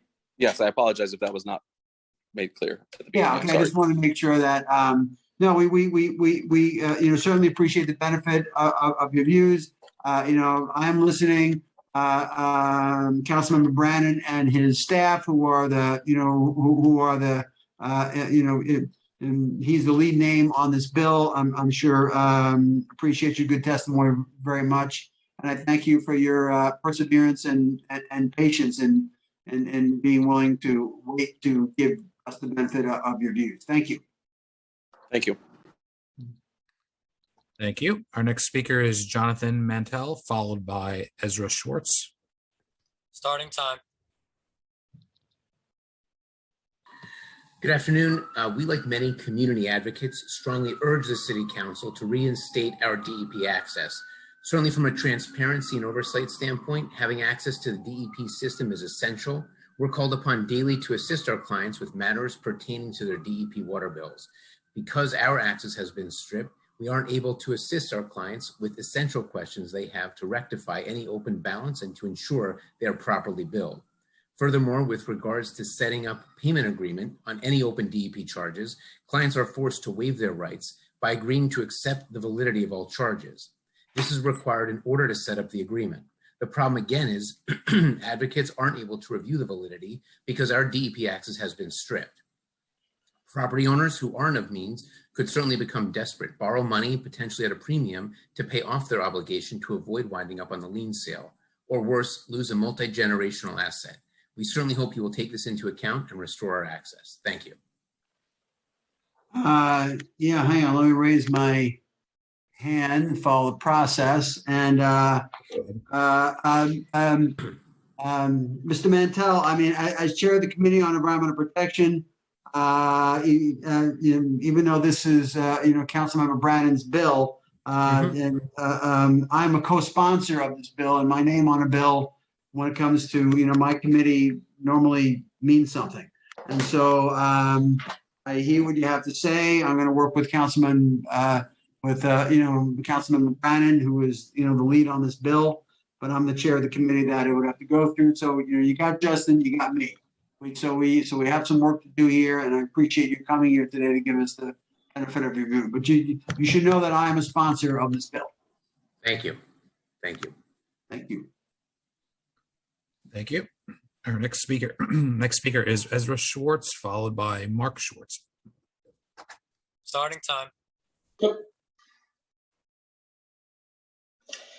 Thank you, council members, for the opportunity to speak today regarding the bill to create a water bill database. I work for a firm representing homeowners, management companies, landlords, specifically with regards to the water bills.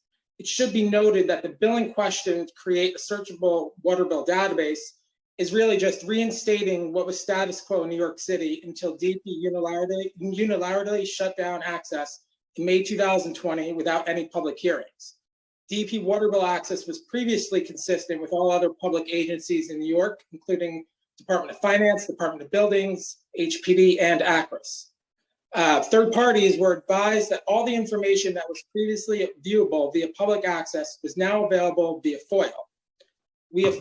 Our firm alone has filed 415 FOIL requests since DP shut down access and has received less than 25% back, with numerous requests well over a year old. There are currently 1,525 total open requests with the DEP. By contrast, there are only 161 open requests for Department of Finance, which has open access online. There are now 1-hour wait calls on the DEP customer service, with customers and customer representatives calling to obtain information that was previously accessible by the public. Taxpayer resources are now being wasted providing information to taxpayers that was previously readily available online. Information that was available within minutes can now take weeks, months, and years to obtain. In 2021, information flow when available should be instant. Instead, in New York City, we're going backwards 40 years. There's no logical reason that public water bills should not be viewable by the public. Transparency in government is the key to a well-run city. Thank you. Thank you. Thank you, Mr. Schwartz. I'll just repeat what I said to the previous witness, is that I agree with you. I'm a co-sponsor of this legislation. I'm going to do what I can to get it done. Thank you very much for being here. You bet. Thank you. Thank you. Our next speaker is Mark Schwartz, followed by Herschel Weiss. Starting time.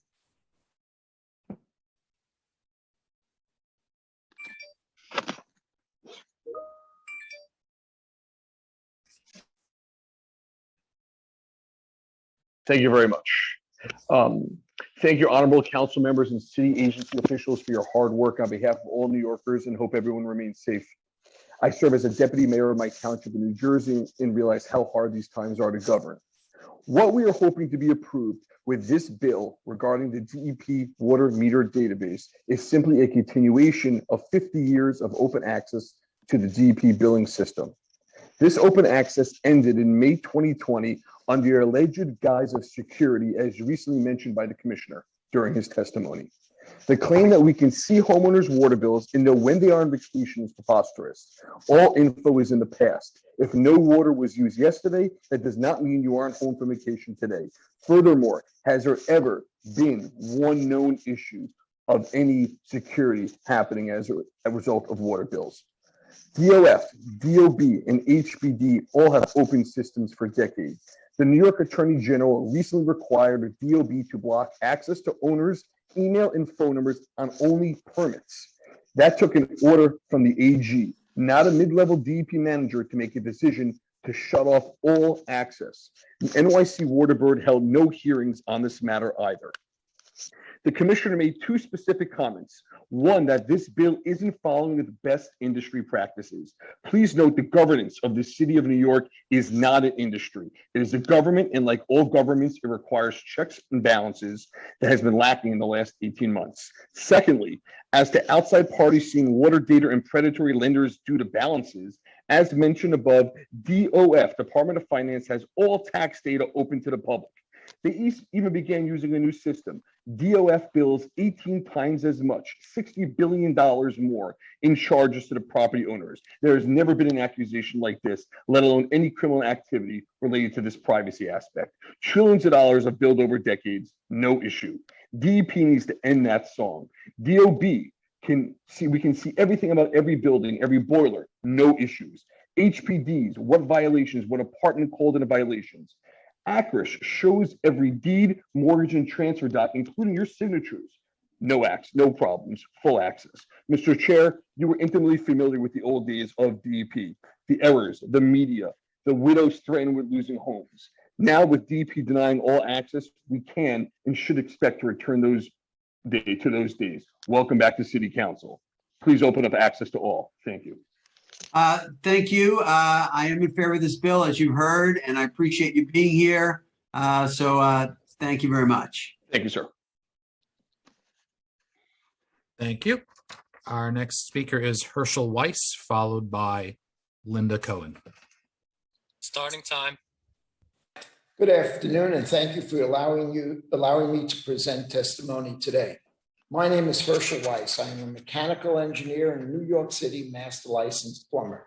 A little background: for the past 20 years, I've been employed by Ashokan Water Services. Ashokan specializes in water conservation, installation of water meters, backflow devices, meter reading, and backflow testing. Our clients include Columbia University, the Freedom Tower, Hudson Yards, Memorial Sloan Kettering, Related Management, Cushman Wakefield, JLL, Google, LeftRack, and guess who else? The DEP, and over 8,700 apartment buildings. In order to perform our work, we must understand what meters are registered with the DEP at the site and the associated meter reads. In the 1980s, Mayor Ed Koch agreed to provide this information to the public via a public access terminal, each borough, or a private computer hookup. The mayor's transparency was well ahead of his time. With this data, we could find the number of meters at each site, serial numbers, size, location, status. Under Mike Bloomberg, the information was expanded to include daily meter reads and copies of bills. Over the past year, under the cover of COVID, the DEP has curtailed this information and provides a minimal of information, and the paltry information that you get requires a customer password. As a result, when a taxpayer calls us to replace a meter or backflow, I must get their private password, which they usually don't know or don't want to share, then research through piles of bills to get the proposal to remove a minor DEP violation. In most days, I spend hours on the phone with the DEP representative who may not know what to look for. As a members of the City Council, you receive many endless complaints from your constituents regarding DEP violations. We at Ashokan are hard at work to remove these violations, but we need the tools to make it happen. I urge you to mandate that the information be made available in an API format. Transparency is a prerequisite to good government. New York City was the first to make consumption data available. And in an era of open data, New York City should lead the world, not hide its mistakes. Thank you.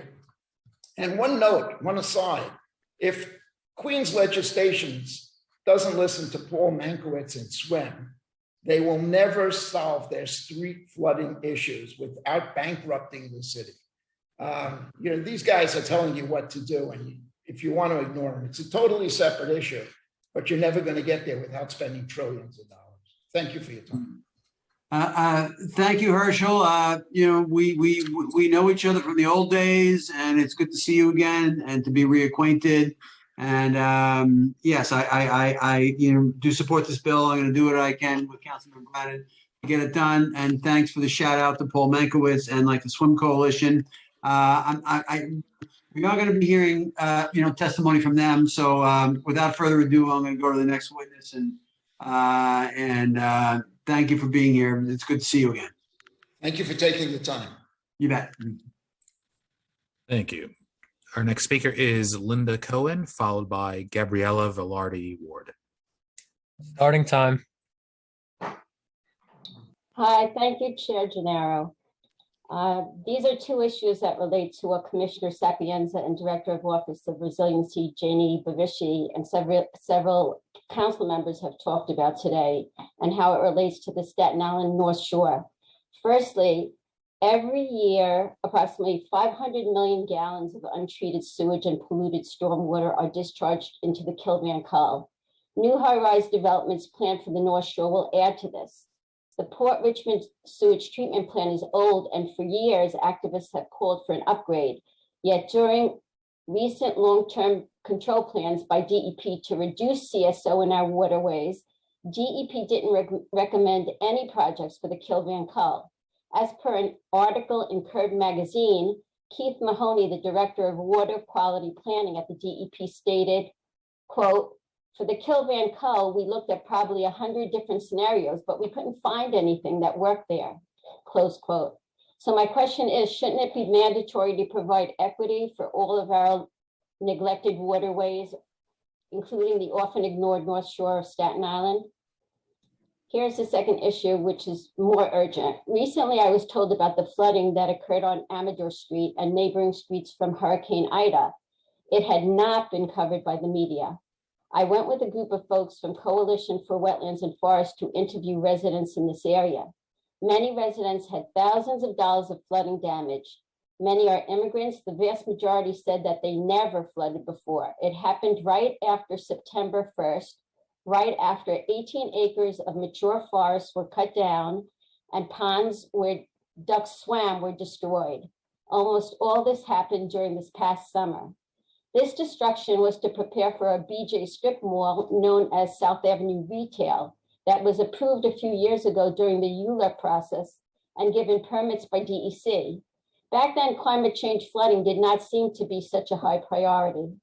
There were many calls by concerned residents to stop the BJ's project and instead purchase this area and possibly make it into a blue belt, including in conversation with some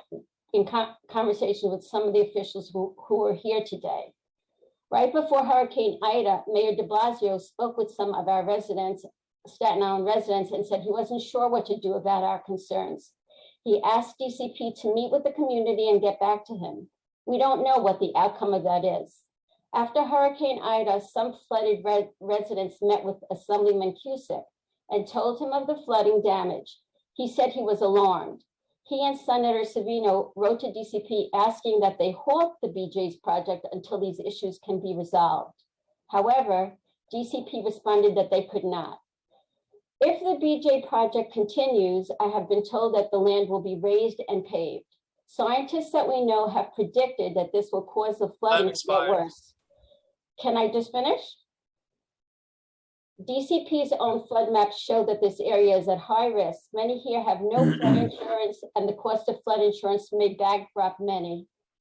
I ask that the Commissioner Sapienza consider a blue belt for this area. Thank you, Chair Gennaro. Thank you, Ms. Cohen. Yeah, am I on? I'm not muted. Okay. Yeah, now this is kind of a parochial, issue, but you raise a larger point. I'm just wondering what organization you represent. I'm a member of Coalition for Wetlands and Forests. Okay, I just want to make sure I was clear on that. And your the council member is Debbie Rose, right? Correct. Right. Okay. Regarding like the citywide thing, I mean, that's really more, my area, like with regard to this development, this BJ's, whether it goes forward or doesn't go forward. You've got the mayor, your local representative, they're all, kind of, in the mix. And so, in terms of me as a legislator, as chair of the Committee on Environmental Protection, on the chair of the Committee on Environmental Protection, I kind of operate on sort of like a different, like citywide level. But this is, I think, very important. And I'm going to be seeing, Debbie Rose tomorrow. I don't know if she's still, on the hearing now, but I will make sure to voice, your concerns to her, because where we have a stating meeting tomorrow, I'm going to be seeing her. And so, this is kind of her her area, and I'm limited in what I'm able to do, but I will bring this up with Debbie tomorrow because we do a lot of business together, Debbie and I. Thank you. Thank you. Thank you. Our next speaker is Gabriella Velarde Ward, who's followed by our last registered speaker, Amy Motsney. Starting time. Well, thank you everyone for allowing me to testify. I'm going to repeat a lot of things that Linda had said previously. I am Gabriella Velarde Ward, and I am the coordinator of the Coalition for Wetlands and Forests. And we've been involved in trying to stop the destruction of the wetland for at least 4 years now. Graniteville, where the wetland is on the northwest coast of Staten Island. We are surrounded by water. I had been saying for the last 4 years that if we lose the wetland, we will be flooded. And I was not using scare tactics. Let me tell you a little bit about my background. I'm an architect and a construction supervisor, and I represented the Park Department for the Mayor's Office of Construction for Sustainable Construction. We were formulating policy for the city for sustainable construction. That was in the 1990s.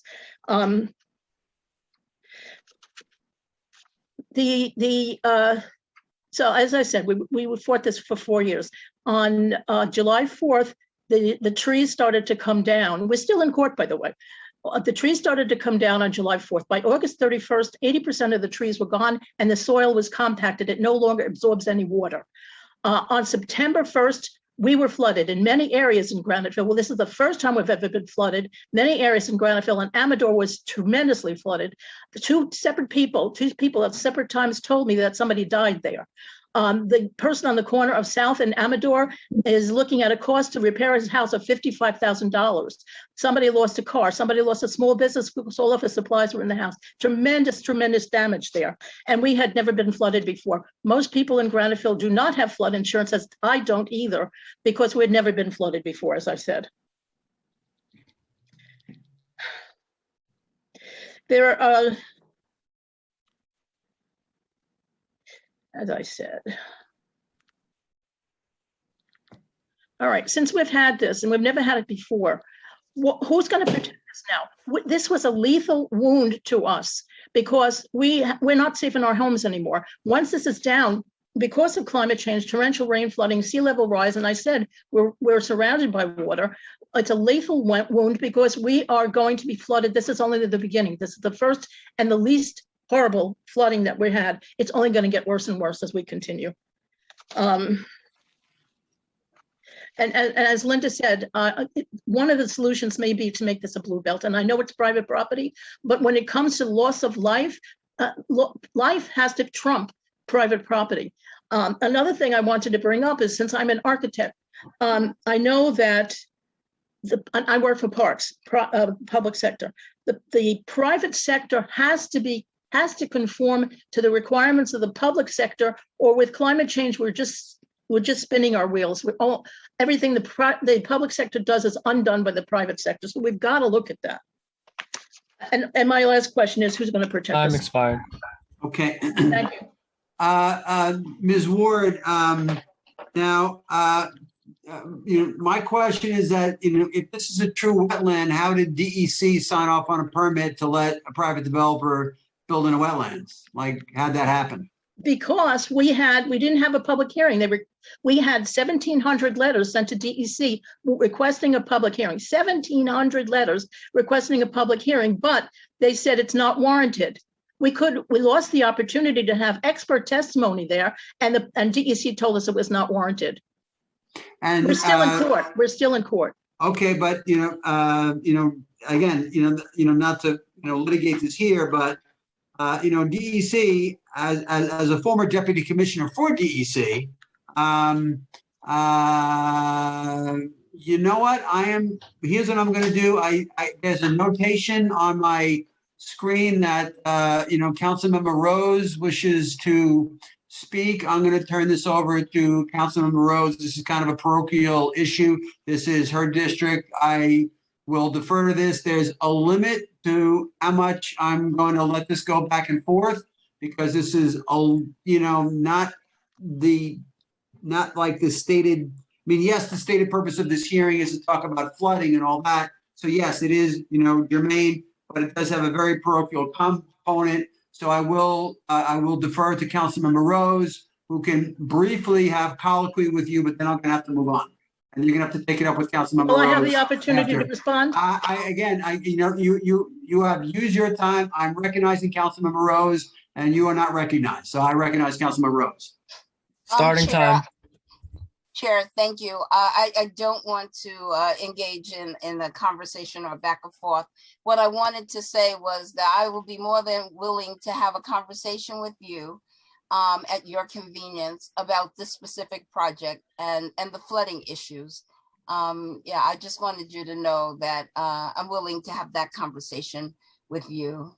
And we're working on Ms. Ward's concerns. Thank you. Thank you, Councilmember Rose.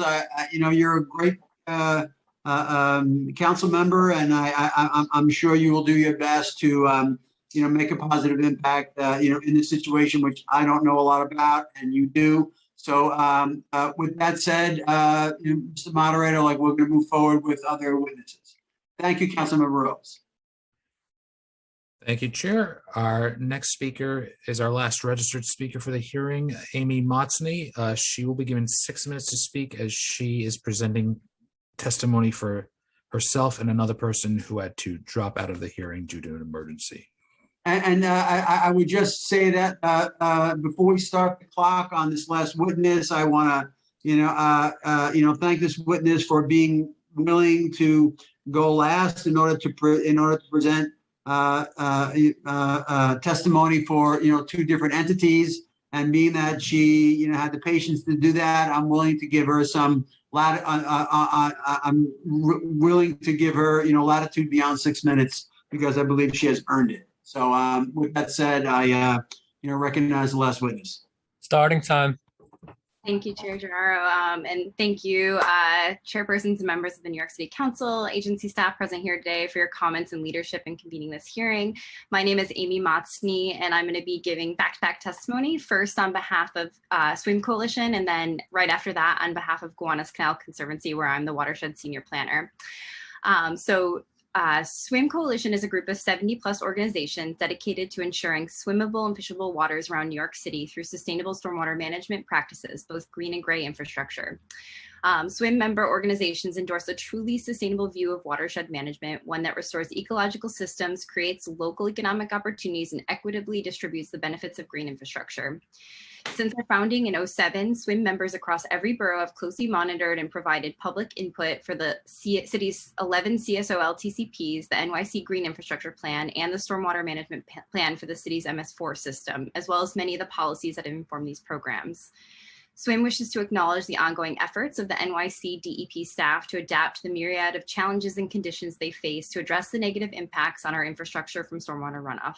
DEP has made a commendable effort to sustain an ongoing dialogue with stakeholders as they've implemented the phases of the city's long-term plans, and we hope to continue this engagement into the future. Members of the Swim Coalition Steering Committee provided input for Intro 1618 when it was originally introduced in 2019. We strongly support Intro 1618 in its entirety. Passage of this legislation would allow the much needed studies, annual reports, and watershed plans to be shared with the public, both to inform them of the status of efforts underway and to provide them with an opportunity to give input to the city officials regarding the real-time conditions on the ground in their communities and on the waterways they steward and use for recreation, cultural, and educational activities. SWIM also supports Intro 2425, which would require a DEP commissioner for each borough. We wish to note that the appointed commissioners recommended in this bill should participate in the review and delivery of reports, plans, studies, and public meetings that are required by the legislation in Intro 1618. We recommend that the borough commissioners hold quarterly public meetings to update stakeholders on the status of the various projects underway in their borough. This is important because to date, DEP has only held public updates on all of the LTCPs one time per year. The lack of more frequent updates to stakeholders has left the public in the dark as to what these programs will accomplish. Quarterly meetings would aid in developing a deeper understanding of the solutions the city is actively implementing. Finally, we also offer our support for the testimony delivered today by Swim Coalition member Riverkeeper. And I just want to note that, in light of the recent storm events, that provided a stark reminder of just how vulnerable our citizens and vital infrastructure are in the face of such storms. the devastating loss of life, and the impacts of the city sewer system backing into people's homes, flooding on our streets, surrounding highways and transportation hubs were alarming, to say the least. We must build the city's long-term control, stormwater management, and green infrastructure plans, all slated to be completed by 2042 based on future projections for our region. These plans are not currently based on future rainfall and sea level rise projections, and that must be immediately changed. To this point, we further offer our support of the recommendations presented in 2 recent reports, the NYC Stormwater Resiliency Plan and the Mayor's Extreme Weather Report, which provides a blueprint for a series of immediate adaptations and accelerated timelines for many of the plans the city is already underway. We monitor next steps of their implementation and advise City Council to ensure the public has an opportunity to weigh in on the recommended actions proposed in every public process at the end of the year. SWIM will also be submitting written testimony, so look forward to that. We thank you for the opportunity. I'm going to switch my Gowanus Canal Conservancy hat on. So Gowanus Canal Conservancy is the environmental steward for the Gowanus Canal and watershed. Since 2006, we've led grassroots volunteer projects, educated students on environmental issues, and worked with agencies, elected officials in the community to advocate for, build, and maintain innovative green infrastructure around the canal. We appreciate the efforts of this committee to advance climate-forward planning, reporting, and accelerated investment in infrastructure to address persistent challenges associated with the city's aging sewer system. Gowanus neighborhood is on the brink of major change associated with the federal Superfund cleanup and the pending neighborhood rezoning, just currently in the final stages of the ULERT process. As part of these ongoing processes, GCC has consistently advocated for infrastructure investment to improve water quality as a result of combined sewer overflows to the canal and inland flooding as a result of limited sewer system capacity. Most recently, GCC and our partners in the Gowanus Neighborhood Coalition for Justice have demanded a net zero CSO rezoning to ensure future development in the neighborhood does not contribute additional CSO to the canal. As part of this demand, we repeatedly requested the city provide accurate and up-to-date modeling of the sewer system that utilizes best available data to realistically account for the reasonable worst-case development scenario and increased precipitation as a result of climate change. The existing long-term control plan for Gowanus was completed in 2012 and fails to account for future development at the scale of the proposed neighborhood plan and relies on outdated precipitation data for future infrastructure planning. We are concerned that without a clear process for assessing, tracking, and reporting on these planning efforts, the Gowanus neighborhood will be left unequipped to withstand future impacts of development and climate change. Related to these requests and in line with our partners at SWIM, we strongly support 1618 in its entirety. This will be a critical step for assessing the impacts of the Unified Stormwater Rule, ensuring that new progressive policy is tracked and successful as we see new development in the watershed. We will also be following up with extensive written comments, and we really appreciate your time today. Thank you very much. Sure. Okay. Yeah, I want to weigh in here, Mr. Moderator. If I just may interrupt, chairs, you may go ahead and adjourn the hearing after any comments from you and the other. Sure. I'd like to thank Amy Matsny for having the patience to stay around until the end of the hearing, and also present testimony on behalf of the Gowanus Canal. Canal Conservancy. I look forward to working with the Swim Coalition. I would urge you to reach out to my legislative director, Navi Kaur. I don't know if you know who she is, but I know that Navi is listening, and so Navi will find you so that we can connect on these issues, and and also just to bring to light that it was years and years ago that I passed the New York City comprehensive stormwater management plan. Back then it was really more focused on what we could do to manage stormwater so that we wouldn't have like the CSO problem that we have, and that's what has resulted in like the rain gardens and the bioswales and all the stuff that was part of that good effort. And now, as we move forward and we see flooding, so now, like, back at that time, like the massive amount of stormwater was creating like a huge CSO problem. Now we have like an inland flooding problem. And so certainly we want to work closely with the Swim Coalition as we move these bills forward and as we, march down the field with other issues that we have to take. And I, give you special credit for, waiting until the end to, make sure that your good views were heard and those of the Gowanus Canal Conservancy. And with that, I thank you. I thank all the witnesses. I thank the moderator. I thank my co-chairs.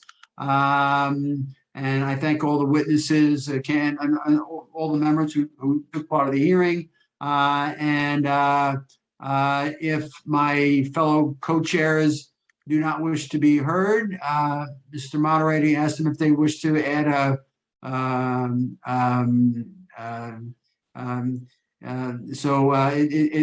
it seems that they have no closing remarks to make. I wish to thank them for co-chairing this hearing with me.